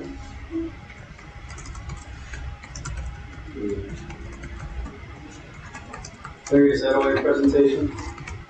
Yes, sir. Just one thing, perhaps just think about this is an average cost per tree for the city side. Yeah, I use $175 for a particular typical standard size container tree. That would give to the city over 160 trees. So it's pretty significant if you look at it in those terms. That's one of the reasons I think it's very. Okay. Did y'all want to hear from the builder before we have a discussion? I explained it well. I think it's that. I'm still struggling. I think this addresses this instance. Had we been politically on the commission and addressed from what you said, back when the original developer brought the master plan, we could have not approved the nutrition. I'm opposed to acting first and receiving the which is the way I see this. When they've seen that plan, what I see also anyway, Larry, correct me if you see it differently, but that's often when haggling's the wrong term, but the can you save this tree? And well, if we move this building 5 feet this way, we can save, before you kind of go through, yes, there's an opportunity for conversation where some trees you move the puzzle pieces to save trees. Usually it's the older, more established, or the specimen trees that you're working to save. So no, you could not have necessarily at that point said, well, you can build, but you have to keep all the trees. You can't do that because now you're impacting land use rights. But there is some discussion of which trees to save. And is there, can we move, can we relocate? Sometimes even variances come into play, but that's when the conversation about which trees to save and why and how. And you said that you are allowed to take out the trees for the house and put them, and the 5 foot around it, and remove all the rest of it. Depends. There's other reasons why trees might have to go out. You've got infrastructure, you've got damaged tree roots, you've got damaged root systems. Sometimes you have compaction of trees where they've actually killed, they're not healthy trees. So there's lots of reasons. It's case by case. So I can't give you a global, yes, always. A major number of those trees were within retention areas, which are really, there's a way to focus because I was involved in developing this master plan. And another thing to keep in mind along the lines of what Richard was saying is that you are allowed to develop to the maximum requirements that are not talking about density. So if you're allowed 18 units an acre, you can deny an application. You can massage it to make the improvement, but correct me if I'm wrong, that they have a right to develop to what they individually. That's when we get into mitigation. Here's part of the problem, and I would just like to take that, I know, I'm sorry here, but it did drive down from Jacksonville, military, and to your question about could you save some of these trees at all? I didn't meet with Mr. Adby and their designers at that time, and we had that discussion. But I think it's important to hear from the landscape architects and arborists about the type of trees we're talking about. So, again, our code calls all our trees a specimen tree, whether it's 2 inches diameter, 4 inches diameter. Every land development code in the neighboring communities. And a specimen tree is just that, it's a specimen tree that has to meet minimum standards. Whether it's an 18-inch diameter for an elm tree or a 20-inch for a big tree, our code just says an elm tree, no matter whether it's a water hole, live oak, or home, it's a specimen tree. And that's disingenuous in my opinion. To people who know there's trees. Some trees just are not valued. You may have a value in it, but from an environmental standpoint, when you look at the tree scope of the tree spectrum, the trees, a lot of the trees that were removed there were not high caliber trees, let's put it that way. And then we get into the issue of trees retain what, or help the earth retain. The more trees we take out, the more houses we put down, the more the surface we put down.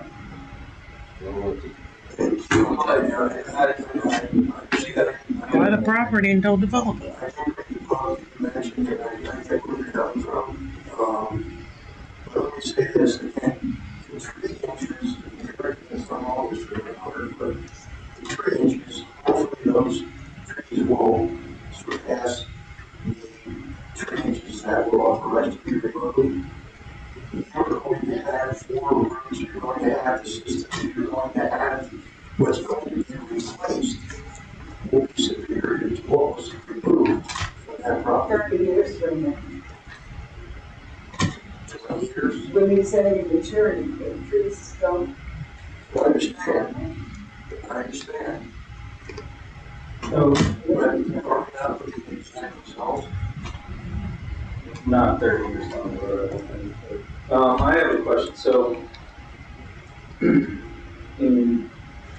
help me understand these numbers. So, we approved this development, and when this is all said and done, if I'm looking at the numbers right, the developer is required to have 1,803 inches of trees put in, correct?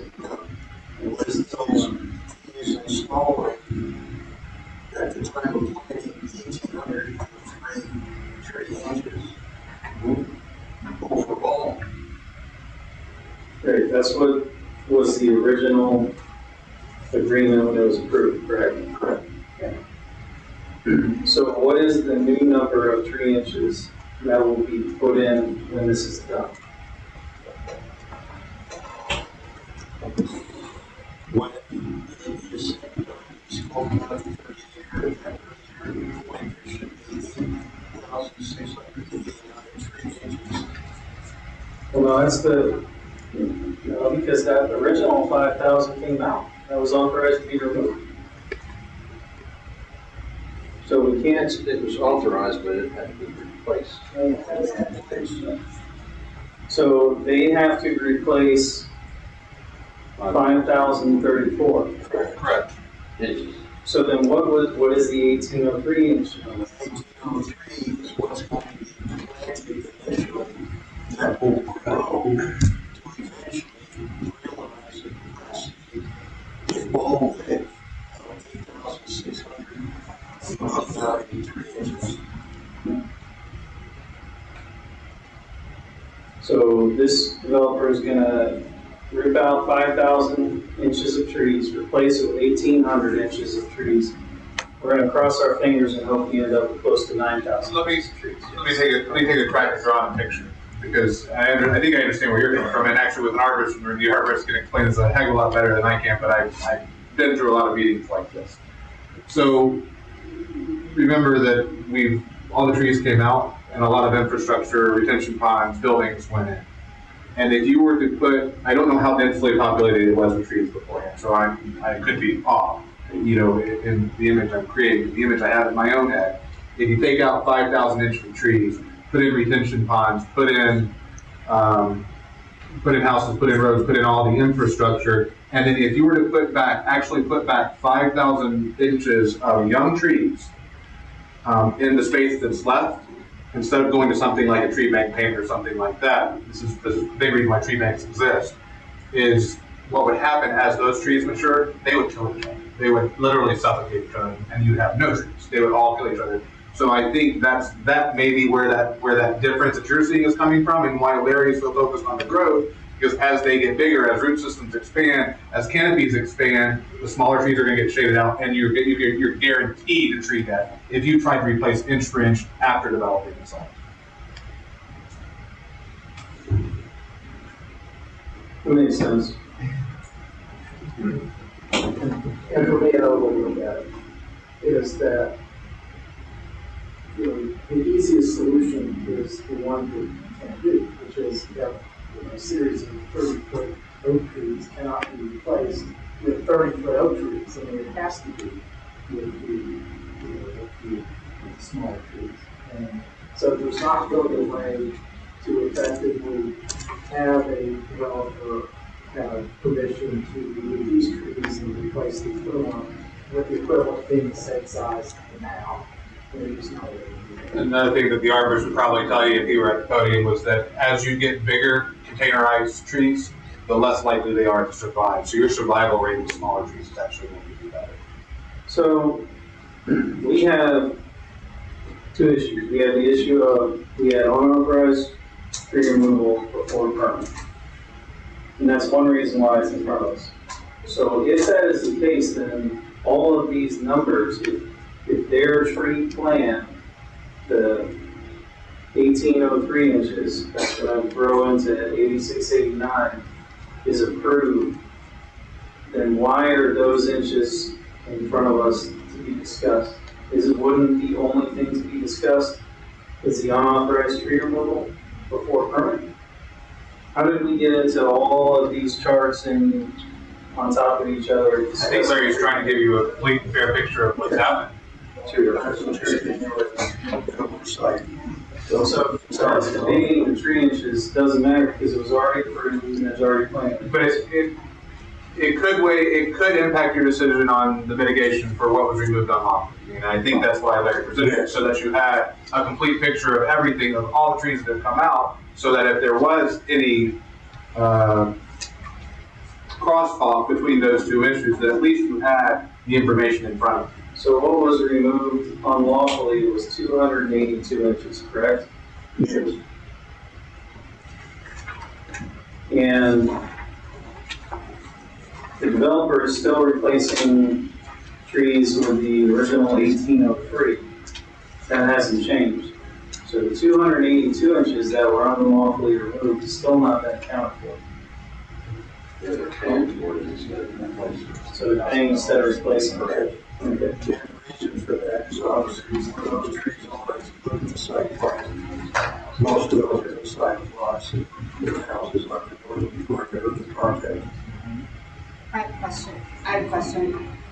That 282 inches that has been removed, essentially the 28,700, are we taking that? If we were to accept this, taking that and then therefore putting them into trees within our community? That's the idea of tree banks, yes. Okay. That's exactly the purpose. So when you can't fit the trees on the developed site, you pay into the tree bank, and the city uses those funds to put trees into green space, public green spaces. Exactly right. Okay. And that's kind of a trust fund type account too, where that's all you use it for. You don't use it for anything other than trees. Okay. But the same amount of tree inches that was supposed to be going into this planned unit development is getting put back. It's being mitigated.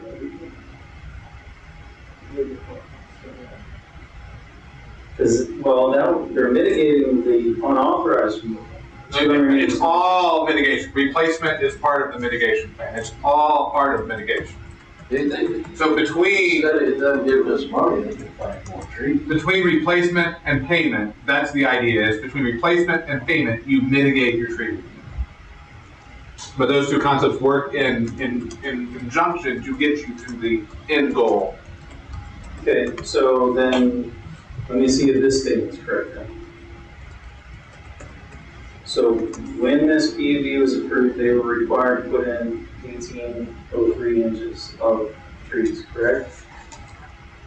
And there's a shortage now of 282 inches. So now they're going to be putting in less than the 1803, and they're paying the bank to offset it. Is that correct? No, Okay, then what is correct? the 282 is what was removed unlawful. Outside of these numbers that are on the screen right now. So this is them fixing the wrong, is the 28,700. So there's not trees going in to represent that. The dollars represent those trees for the city to plant trees somewhere when the city has to place they want to plant trees. That's why, yes, it's being accounted for. It's not all being accounted for on site. But when this PUD is done, this will have no loss of tree inches versus what was approved. Correct. I'm asking you. Yeah, There won't be the tree inches. The tree inches will not be on site. if you understand what I'm saying, and if you're kind of in my head here, and what I'm saying is the dollars that they give the city puts into the tree bank. If you and I are both counting those dollars as future trees the city will plant, then yes, your statement is correct. Are there trees in the ground and when the site is finalized out that represent those inches? No, that's what the pavement represents. So then That's how it is. yeah, so when this was approved, this had a required amount of tree inches that had to be put in. And that number we're being told is 1803, right? So if they're offsetting it with a payment, then that means that this They're not all set 1803 at all.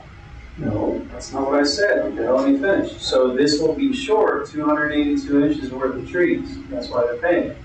No. Different facts, two different issues.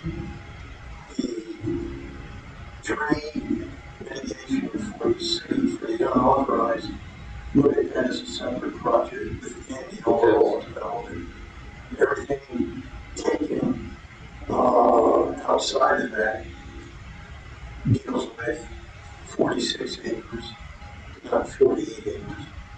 So we're dealing with 46 acres of property, not 48. That other 2 acres was taken care of in another fashion because it was done unauthorized.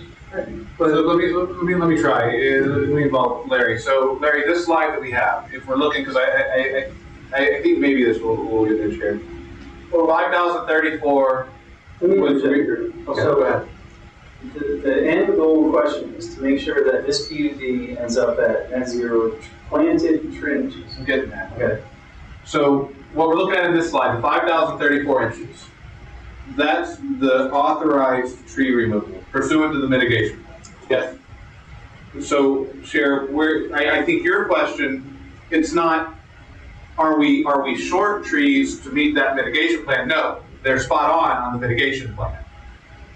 What I think the number you're working with is that 5,034 total trees removed from site. Actually, once you factor in the unauthorized removal, becomes more like 5,200 or something. So it's not that you're short in the replacement, it's that because of the 2 acres that they're paying for, there actually was more than 5,034 removed. That's what I said, the mitigation for the project, not the 2 acres, but the remaining is based on 46 acres, not 48. That's why I want this thing tonight, so you can get a better understanding. And I have to tell you, honestly, that Chairman Goldie, and just to clarify, what the plans were approved, the 1803 numbers is not known at that time. So that came later, once we had a confirmed tree survey, and the development through the executive architect, they went through the gymnastics and mathematics of the tree survey data. Mr. Billy? The tree ordinance deals with either or. So you can either replace the trees or pay for the trees. So in other words, they don't have to plant any trees, they won't pay them. If that's Does that make better sense? It's in the ordinance. But the city has to approve a mitigation plan. The city could say no to that. And there's a lot of factors there. It's not just strictly optional. It has to be considered certain criteria. There are options, but I can tell you the language that most tree preservation groups are written to promote replacing the trees as opposed to planting the tree to a tree bank. So they rather see the trees in the ground than the Yeah, that's what we all do. All right, further discussion. Clear as mud. No, it's clear, I'm happy. It's clear. Larry suggested some changes with when it brings land development cut back. So we'll get into discussion on this and possibly change something. Too late to do it. And, Builder, did y'all want to talk, or I'm gonna give you a shot? You dare. Smart move. All right, so further discussion before public comment. My thought is that Darren's presentation report allowed me to take something that, for which I had zero comprehension to now completely understand. I'm running at about 50%. I know, but you're the problem from 0%. Right. I've observed that. So I appreciate that, but I think I understand it. We may not like necessarily, there's some of us may not like the results, but I understand the math, and I think it's correct. Any other questions or comments? Mr. Sherman, you look like a deep thought. Oh, no, it took me a second for the light bulb to click on, so I appreciate your presentation. All right, let's open this up for public comment. Any members of the public wish to speak on complicated item 11?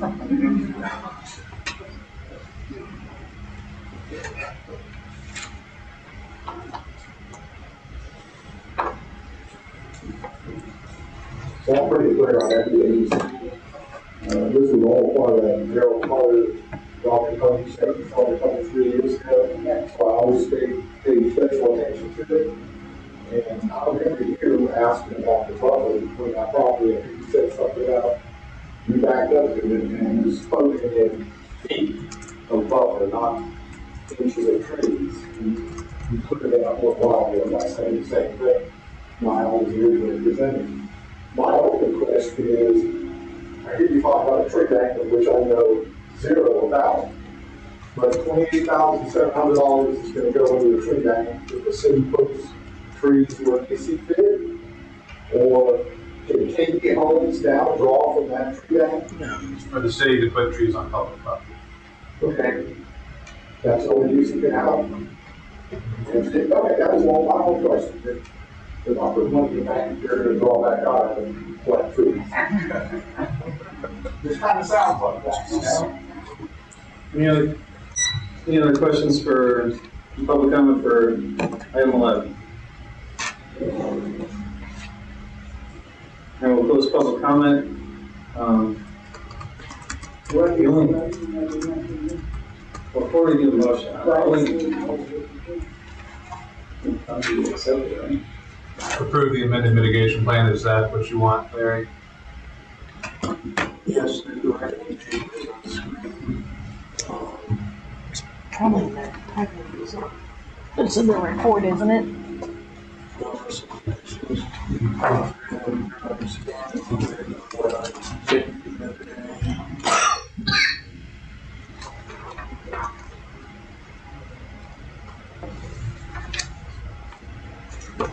Is it the same that are in the report you submitted?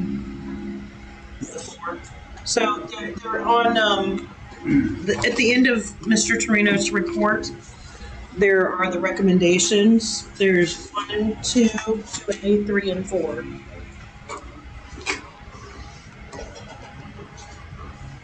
While we're going through that, Builder and Arborist, got a question for you. You know, come up.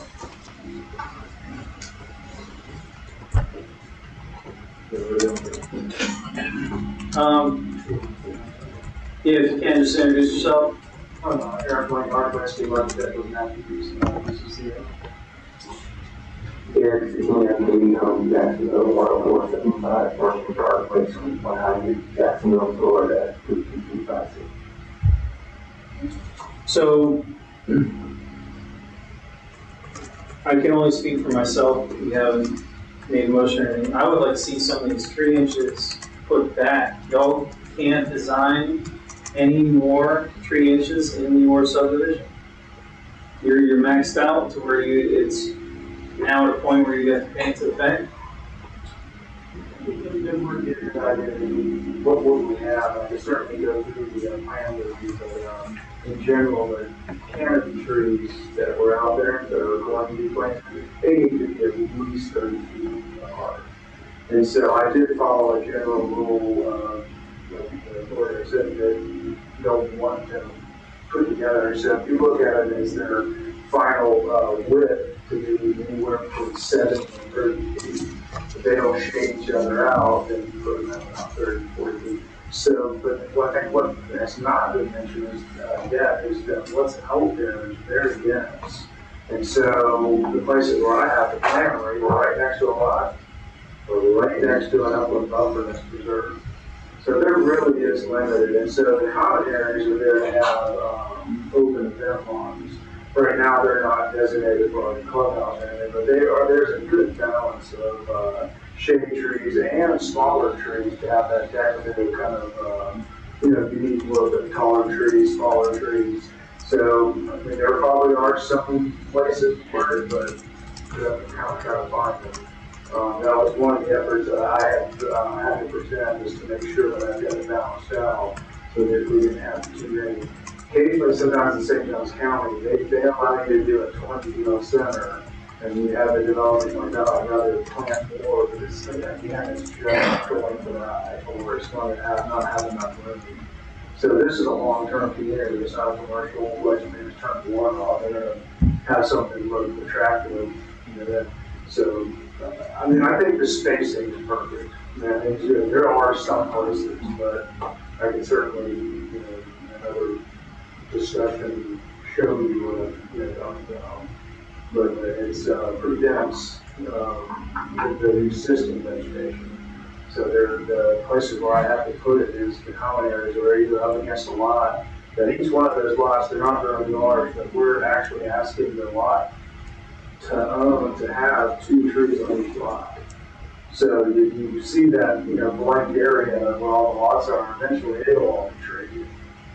So that's one thing you can consider. It looks like a small amount just because the thing is simple small, but it is 30 to 40 feet on center so that they can grow in and succeed. Okay, Mr. Sherman, you have a question? Yes, so this will be an HOA community, correct? You guys are okay, so will there be something in your bylaws then to ensure that the preservation of these trees are there? Okay, thank you. Any questions for the builder arborist? All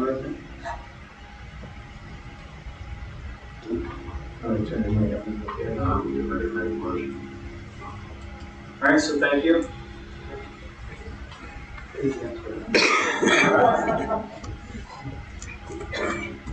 All right, and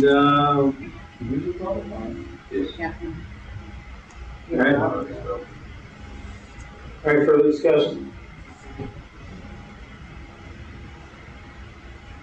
Make a motion that we approve the recommendation of the city staff in reference to the tree mitigation at Beach Park Village. And that's the recommendation included in the report? Correct. All right, we have a motion and a second. All in favor, please say aye. Aye. Any opposed? Motion passes unanimously. Mr. Chairman, I want to just discuss this with the city attorney. Wanted that discussion closed, but since the developer is here, city received notice today from our inspection services that there are portions of the development that are currently not being built according to code, and that the city staff has been made aware of that by it's a subcontractor. Subcontractor is Powers Development Group. With regard to underground infrastructure, that's not being called in for appropriate inspections, and then it can be buried before such inspections can occur. So I didn't want that to cloud the discussion about the tree plan, but it's imperative that you be aware of that there are ongoing issues that city staff needs to address with the subcontractor and the developer. And also taking the opportunity while we have the developer in the room to let them know there is this issue with the stuff.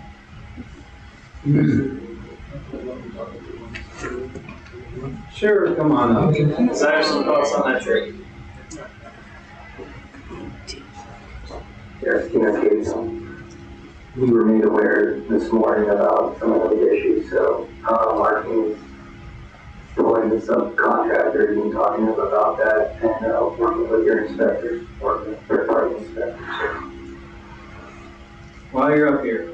Yes, sir. I'm only speaking for myself, not the guys. There is a lot of concern in the community among citizens and other folks about this particular development being a good neighbor. There's been drainage problems getting pushed into the neighboring fields. There's been problems with cell fencing not getting done. There's problems with tree mitigation not getting done. I'm going to say this as a generality. It's not meant to be a dig. It's meant to tell you where the sentiment is. Since the moment you've arrived, you have not followed the rules. And that's not okay. I'm sure you probably knew that was coming.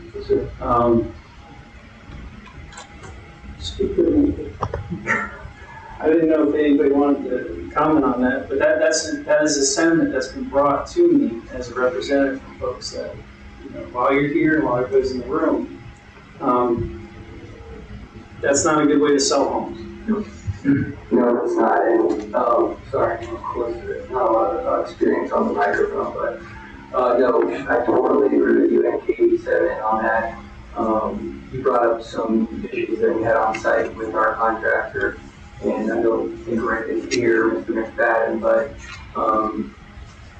I think if he was here, he would tell you that when KBO got made aware of what was going on, we definitely stepped in and told and took care of business for the city. In fact, we want to be a good partner to the city. We work in many cities. We have to work every day. And when we get done with the horizontal, we're going to be working with you on a daily basis on vertical, and there's a lot of vertical. So our relationship with the city is very important to us. I make that very clear to all the staff that we work with, Larry's team, Rick's team. I haven't met Mr. Delmar yet, but I'm sure that we'll work with him in the future too. But I am taking your message loud and clear. But I do also want you to know that we are working through those issues with our contractor to make sure that they will high standards the city of Black Beach expects. So I thank you for bringing it to our attention. And thank you. I don't want to jump over it. Okay. So thank you, sir. And I mean, I don't know if it's probably not equipment. You can always call me or call one of us if you need to do it. So. All right, appreciate it. Thank you. All right, city manager, is that all you have? That's all. Thank you. All right, so we will go to item 12, city attorney. All right, city manager, you're back in. All right, I have a short list here.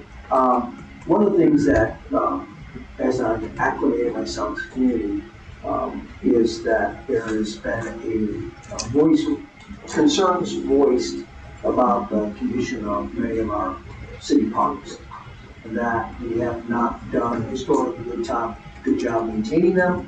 I've heard the comments, why do we want to do something new when we can't even take care of what we already have?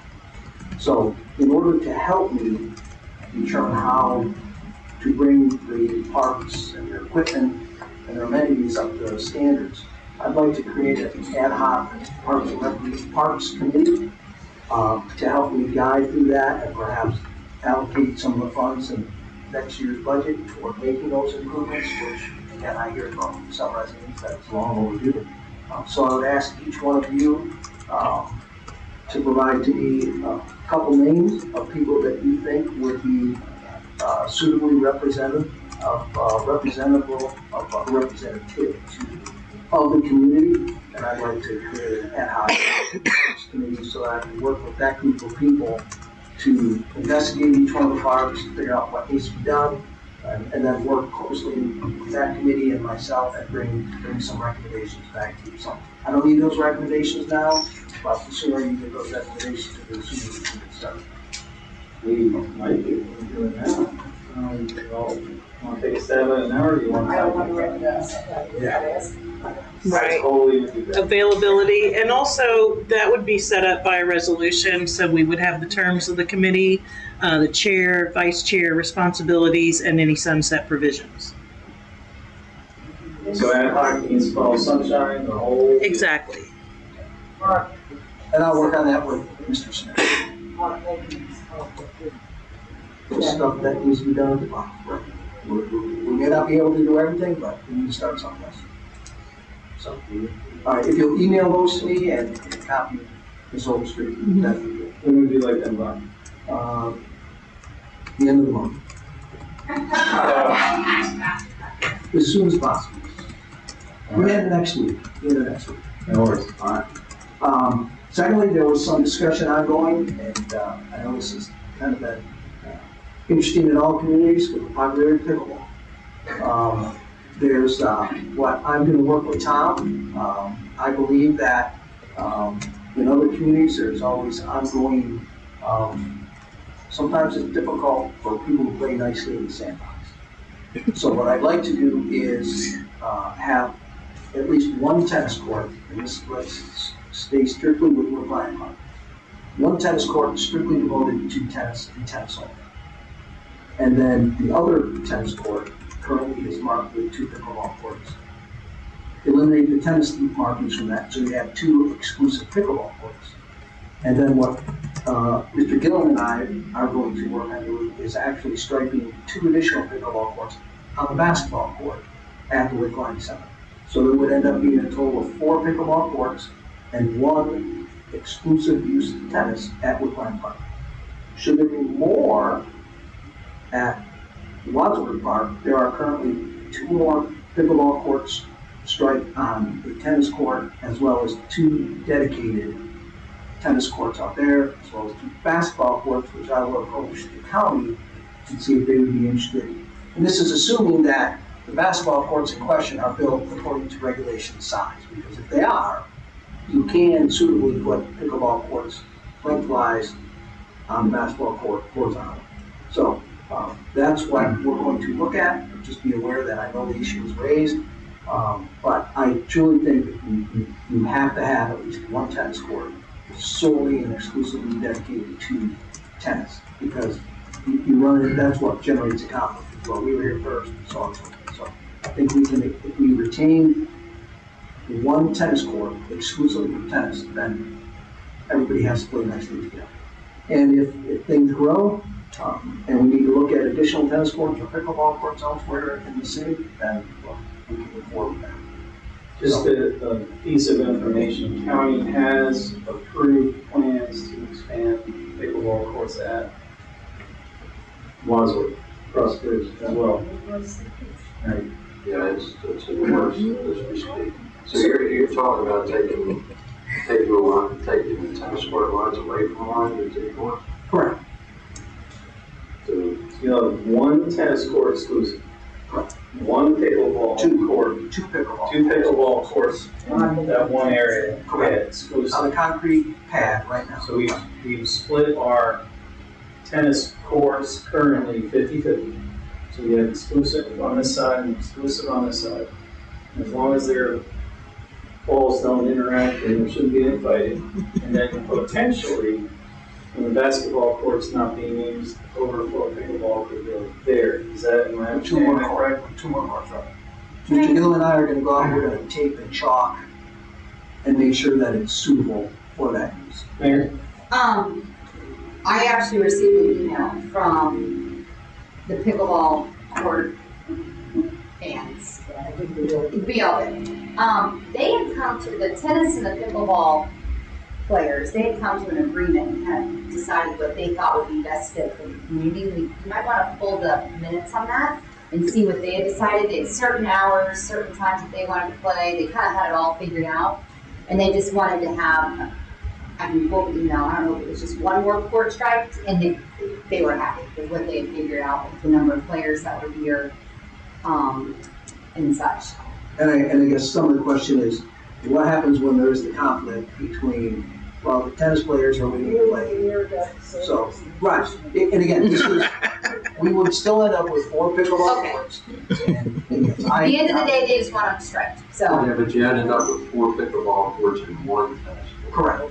I would suggest we don't take the lines away from some of those. They play within it all day, every day, so there are times that there are two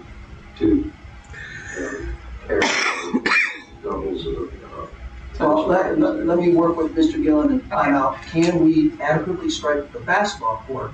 And those could be the 2 exclusive pickleball courts. You're going to take basketball on? No. Well, I'm just saying that, exclusive versus tennis, that's all, because usually that's what the conflict is. Yeah, my concern is the issue is currently, there's nothing exclusive. So you gotta have your tennis folks have their exclusive area to use, whatever size that is. You gotta have your exclusive area for the pickleballers. So they have that. So now we've satisfied tennis and pickleball. We don't have great capacity for either one, but we have exclusivity.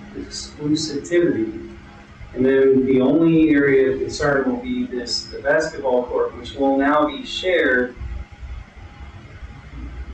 for whoever happens to get there first, but at least, I guess, you've covered the bases that we have an exclusive playing area for each group. The only issue I see is if you have both tennis courts stay untouched, you're pushing the pickleballers have no exclusive courts whatsoever, which is going to be, you're just moving the conflict to another area, whether it be with basketball or, I don't know. They got to have their own playgrounds to play in, I guess. And so we just. And again, there is capacity, and as you indicated, additional capacity under construction for plans in Wadsworth Park. Can I just throw one little tidbit out there? If you strike the basketball courts, just keep in mind that lots of children go to the basketball courts on their own, and now they're going to be having to approach adults that are playing pickleball, and they're going to be like, hey, this is a basketball court. Now we're out of school, and now we don't have a court to play.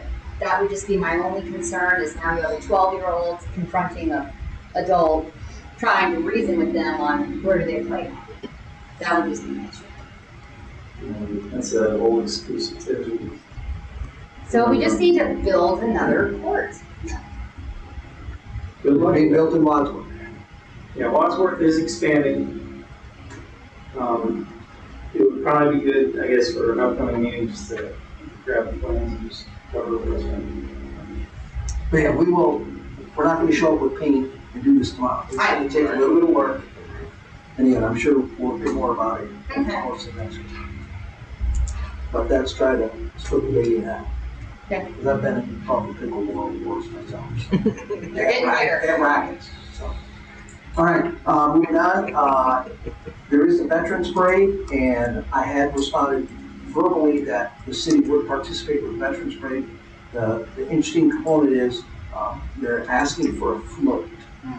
And I'm not sure how we go about preparing a float. Do we want to just have a couple of cars with our local veterans, invite local veterans to participate? So I just need you to think about that. Need a flatbed. Remember what? Make a flat. What about the veterans saying that we always have our own veterans and we're not doing it? Okay.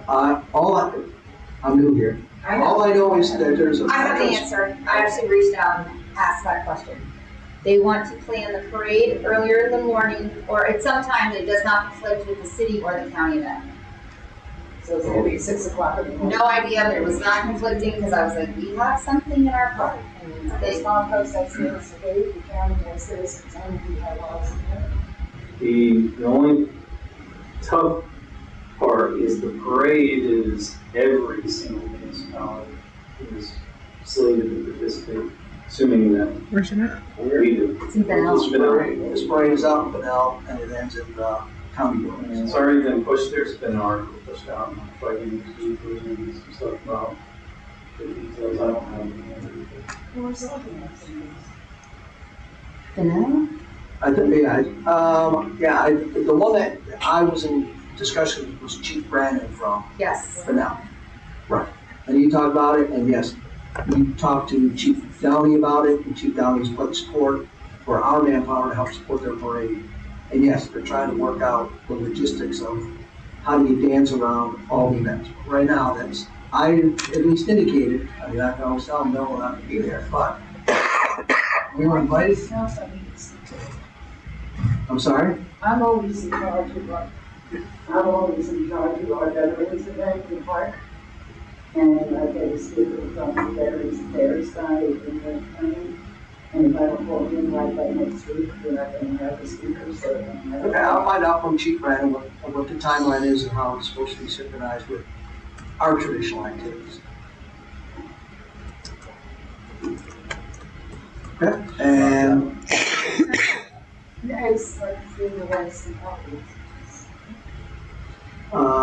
we do have our New Year's Eve luncheon tomorrow, celebrating the start of the fiscal year. So you're all invited to join the city staff between 2 o'clock tomorrow. And we have scheduled the budget workshop, a reminder for next Tuesday. The budget workshop is at 4 o'clock. The budget public hearing, the second budget hearing and adoption of the budget is at 5 o'clock. And the only thing, and when I spoke with Ms. Allen, the only thing that we have to come out of that meeting with is the final village rate. If we still want to talk about how that money is being appropriated, that it can be subject to later discussions, but the walkout, drop dead date for approving our final village rate is next Tuesday. That's all I have. Any questions? Just want to take a step back. So here's some information on this parade. It will take place on Saturday, November 11th at 10 a.m. The route spans less than a mile, brings together all communities from all municipalities in the town to honor our brave veterans and express our gratitude. They're looking for encouraging veterans to participate.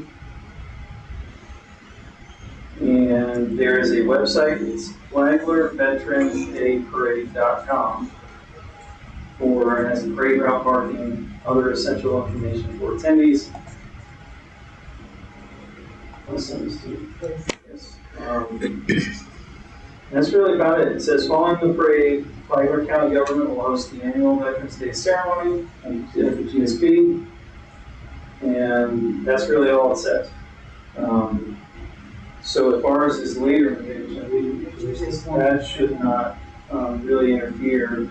I think maybe GSP would probably be the biggest time conflict is there after the parade, which I just need to check on. So that's information I'll actually send us to Penny. Thank you. That's all I have. Any other questions? Okay. Any questions for City Penny? Not a lot. Construcco, they sent preliminary plans to DEP to hopefully push that approval process along. That is the holdup in those last 4 walkovers being constructed right now.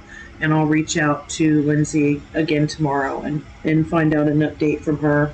And in regards to the tennis players and pickleball players, I do not have minutes for that. I do have an audio recording, but it wasn't an official meeting and I didn't do that. So, but I have a recording. That was back in January 10th, I believe. And that's it. That's it? Yep. Here. I just have a short list. First, we're coming up on our first Saturday beach cleanup next weekend, October 7th at 9 a.m. Hope to see everyone there. That would be lovely.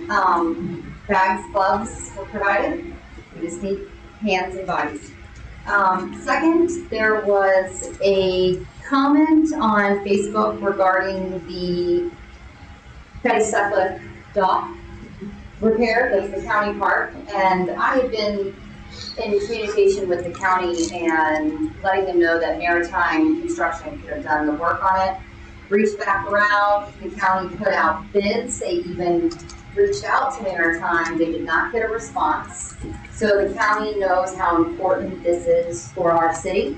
So they're actually going to be doing all the work in-house and they'll be starting the first week of November with a completion date of early January.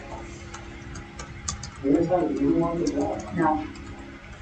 Actually, about 2 months ago, I went to a county meeting and asked about if they had a timeline on repairing the dock and the fishing dock at the boat launch.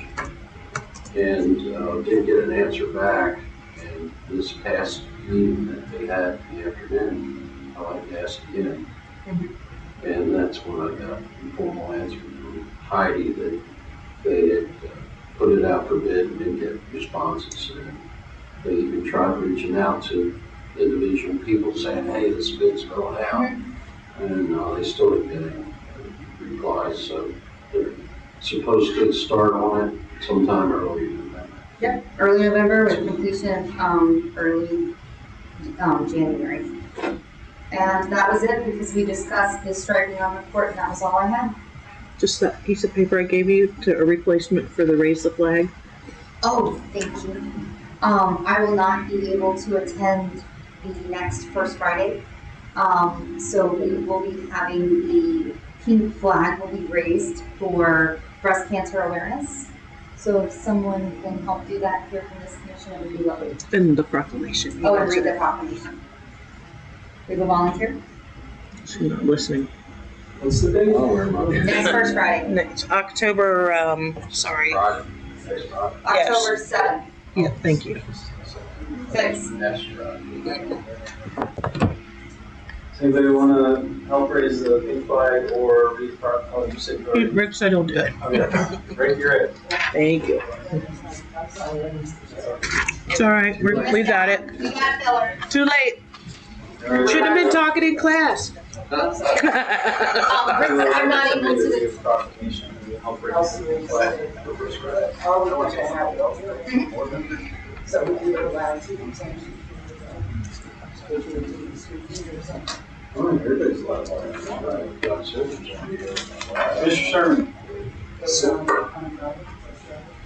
So I, One meeting. I Sherman. attended the TPO meeting and I did get a response on what the appetite of the rest of the TPO board would be as far as how this voting thing's gonna work and how they're gonna implement all of District 5 into the TPO.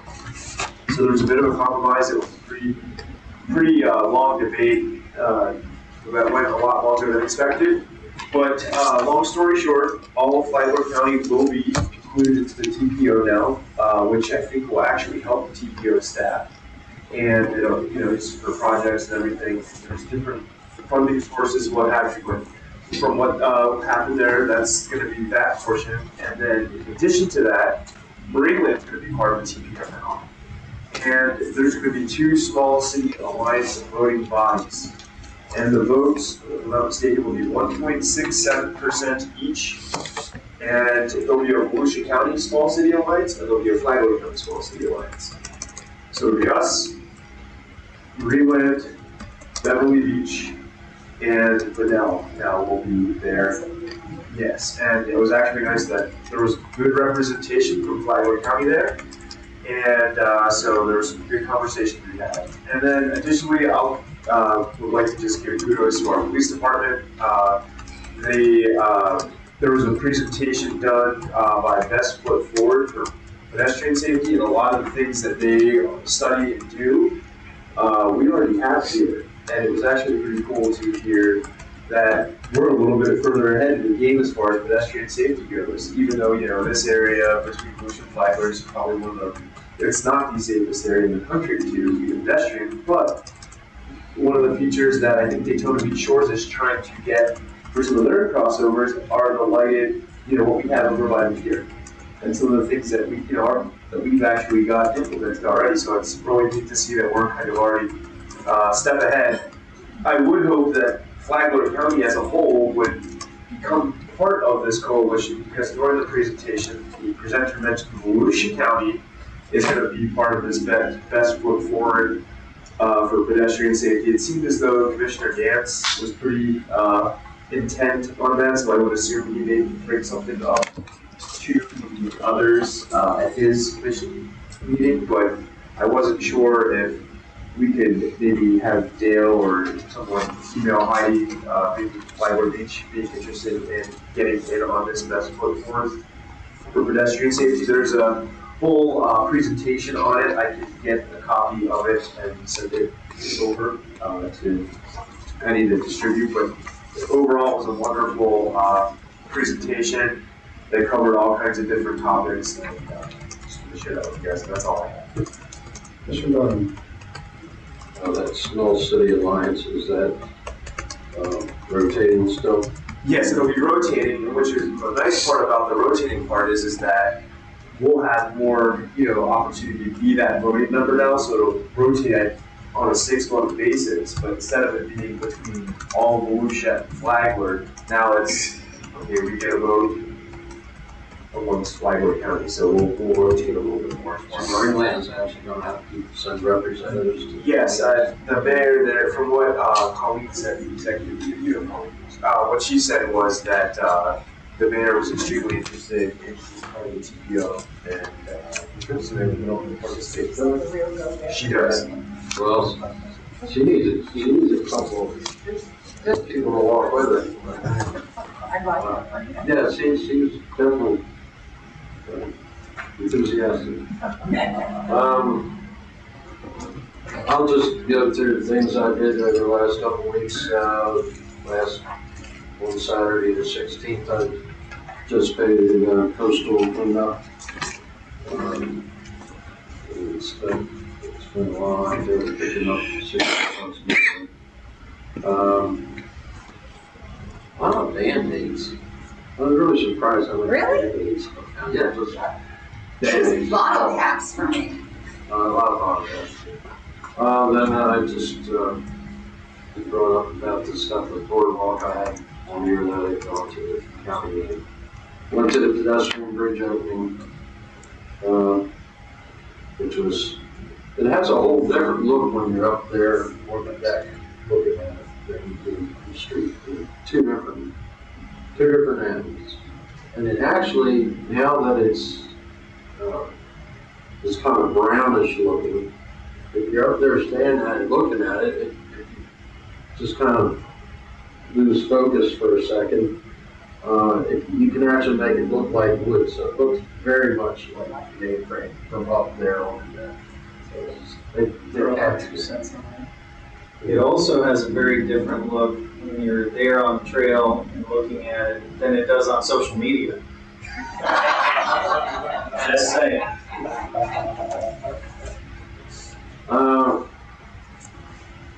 Went to the Northeast Regional League Cities event in Palaca. The speaker there was talking about public safety assessments and how they were able to lower the millage rate quite considerably by, I don't know what's the word, by assessing property owners for public safety within their city. Was that true? Was that like a one-time assessment? You can do, fire assessments. Fire? Pretty much. Just fire only? Yes. As far as I know, you can't do it for ambulance, but you can do it for fire, but it's a hot button topic for a lot of people. It hasn't been implemented in a lot of communities in the state because it was somewhat controversial. Okay. Well, I know that they said they had the hospital right in the state or something. They said they implemented that. What? Instead of paying its hardened taxes, you pay it for school. Yeah, you're paying it more as a user as opposed to the property owner. So the ratio is different. Welcome to the town. We had a lot more having. Okay, whatever, that's what we learned about the problem there. We went to, last Friday, went and talked to the developer for the day. He's got some ideas of where he's going to go in the future. And maybe someday that'll come out. I know we're waiting on some commitments on paper. So we'll see how that turns out, where it goes from there. Then Tuesday, I went to my Affordable Housing Advisory Committee meeting yesterday night. That's day 1A. We visited them, taking business. I'll leave it there. Commissioner Evans.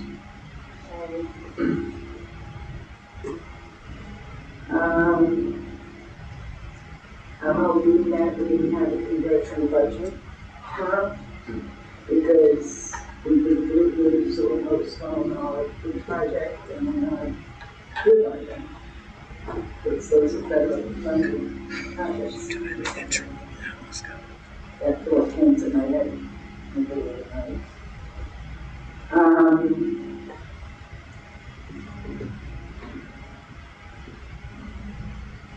Deputy Chief, who's coming up with the operation this and the operation that?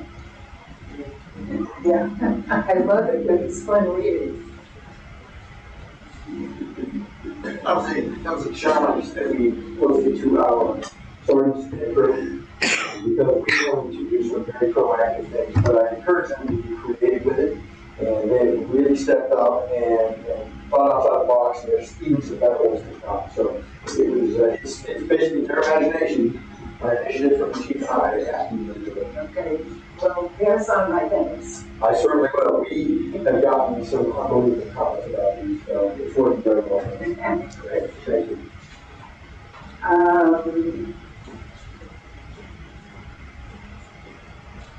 Okay, I did other family law center board, we just made a strategic plan. If you hear of any fundraising that they're doing, please try to be generous. They really don't get some money problems and they're doing a whole lot of good stuff.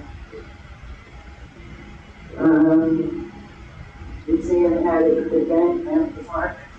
I kind of liked it better than on the pier because it was, you know, full of people. And I haven't heard the results of the fundraiser yet, so I don't know. Mr. City Manager wrote a school attorney.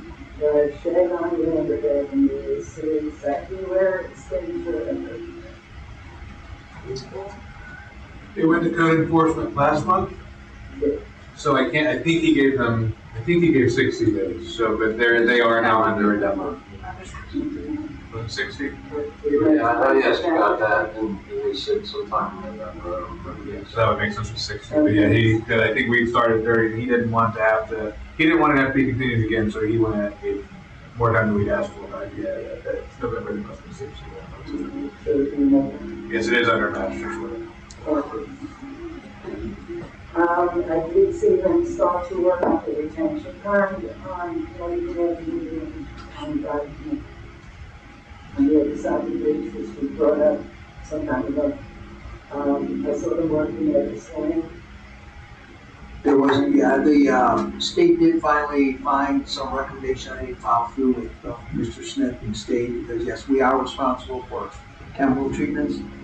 Memorandum, right, the memorandums there's a question about stormwater improvements are not checked as one of our responsibilities, so I need to work with Mr. Smith and find out, okay, if the pond actually needs to be cleaned out or dredged, for lack of a better word, does that count as a stormwater activity, because then that would fall upon the responsibility of the state, so I just need to clarify that. But I did have a copy of the agreement with that. It was actually signed in May of 2022, so it's really not that old.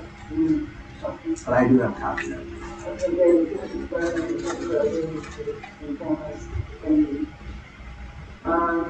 There were staff reports on this week, they didn't accept it. No, we just had some staff issues at the end of last week, so. Right, there weren't any last week. I'm sorry? There were none last week. Kate went on vacation. Oh.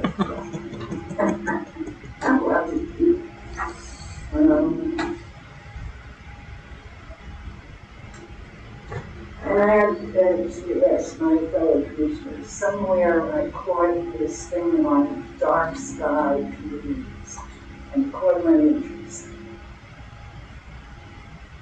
Since Publix opened, I don't know if it's a clear night or not. All I see is lights from Publix, even later at night.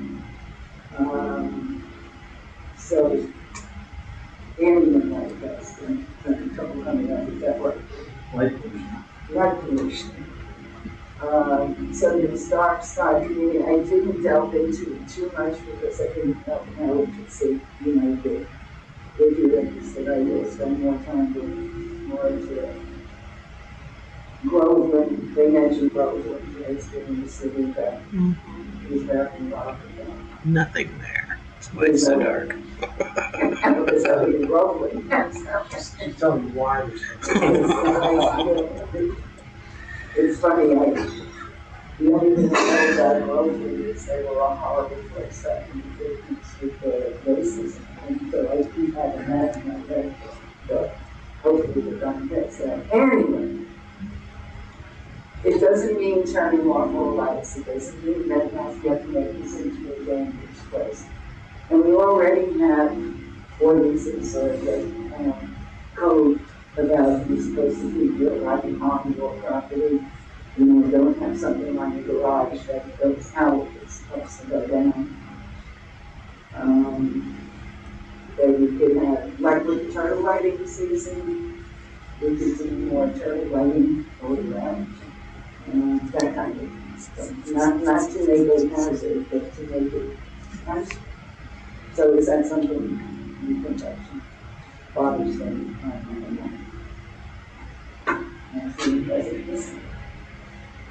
Please. Good idea of research.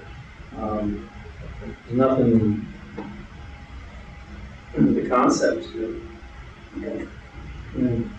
Yeah, I mean, the concept's good, but I think you're fighting an actual battle almost. I mean, I would love for them to turn off the lights. I'm going to. I'll be honest with you, I think the majority of the lights that you might be seeing, I can tell you from being up on my rooftop that it's fields. Soccer field. Well, that's, When those are on, it's like Hollywood over there. But those go up pretty well. Yeah, but street lights, they got real bright when they change them all to LED, so. Yeah. You're gonna do it in one spot, you almost I don't know how you get across the board. You got to kick around ideas though. Okay, I'll do some more research. Don't be done tomorrow. I mean, I'm a fan of dark sky environment, so I've got, I do a little bit of astrophotography, but if I'm gonna do that, I have to do the road to do that. I mean, we have 95 right now, so you've got winds, but it's a great idea. I just don't know if this is the place where it's gonna move. Okay, I'll do a little more research. Thank you for that. This? Come on, Scott. Come on, Scott. Okay. I did, well, I did research. All right.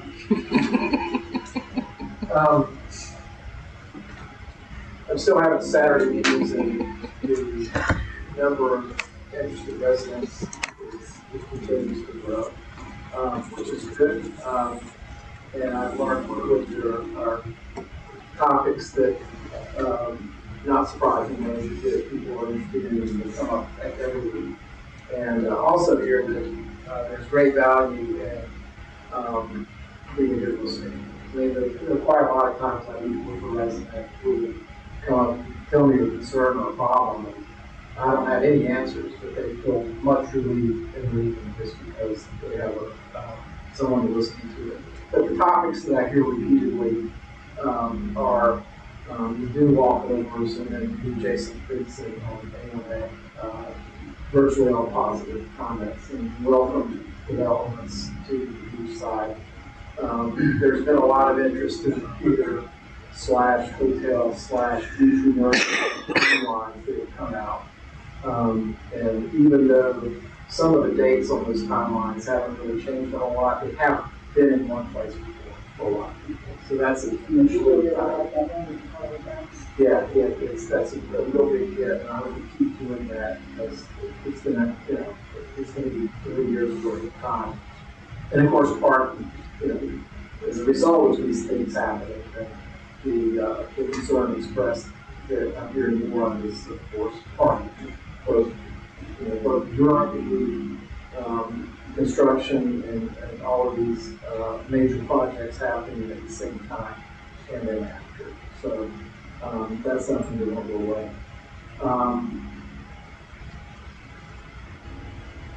I like having the proclamations in the packet. You know, they're not always there, but I like to see them. It's great to hear you read them. It's even better to hear them in here. So I appreciate that for both of you tonight. Recovery Month, and I've shared with all you, I'm really active in the recovery community. And one thing that I've noticed, and you know, a lot of my interaction with those in recovery is, of course, on it's an anonymous situation. But there are, as you would expect, if you don't know, there's a huge population of those who are in recovery, and of course some in and out and in again of recovery. And so I really welcome the groups that were here tonight, both yours and then others. You know, I have learned in the 14 years that I myself have been in recovery that this is a very recovery-friendly community, you know, compared to other places. So I like to see, you know, the proclamations that we saw tonight. I know yours has been very active recently, and so that's all good. And you know, the fact that we have law enforcement supporting these things are all excellent. On the street comments, I'm hearing the name Joe Martin come up here. A lot of people are very pleased with the interactions that they've had. So keep it up. And then lastly, yes, the museum fundraiser, I haven't talked with Patty King yet. I know she's very pleased with how it went. Yeah, she was pleased, and they had a perfect letter. So that's true. That's good. Thank you. All right. Anything, we'll go to public comments. And we'll open this up to public comments. This is for any citizens that are here to speak to council. No. A report? I'll cover it in time. All right, citizens are here to speak for 3 minutes. Right. All right, anybody for public comment? All right, we'll close public comment. Deputy Chief, did you have anything you want to share? Are you good? Yes, sir. All right. Motion to adjourn. Second. Beat you to it. It's always.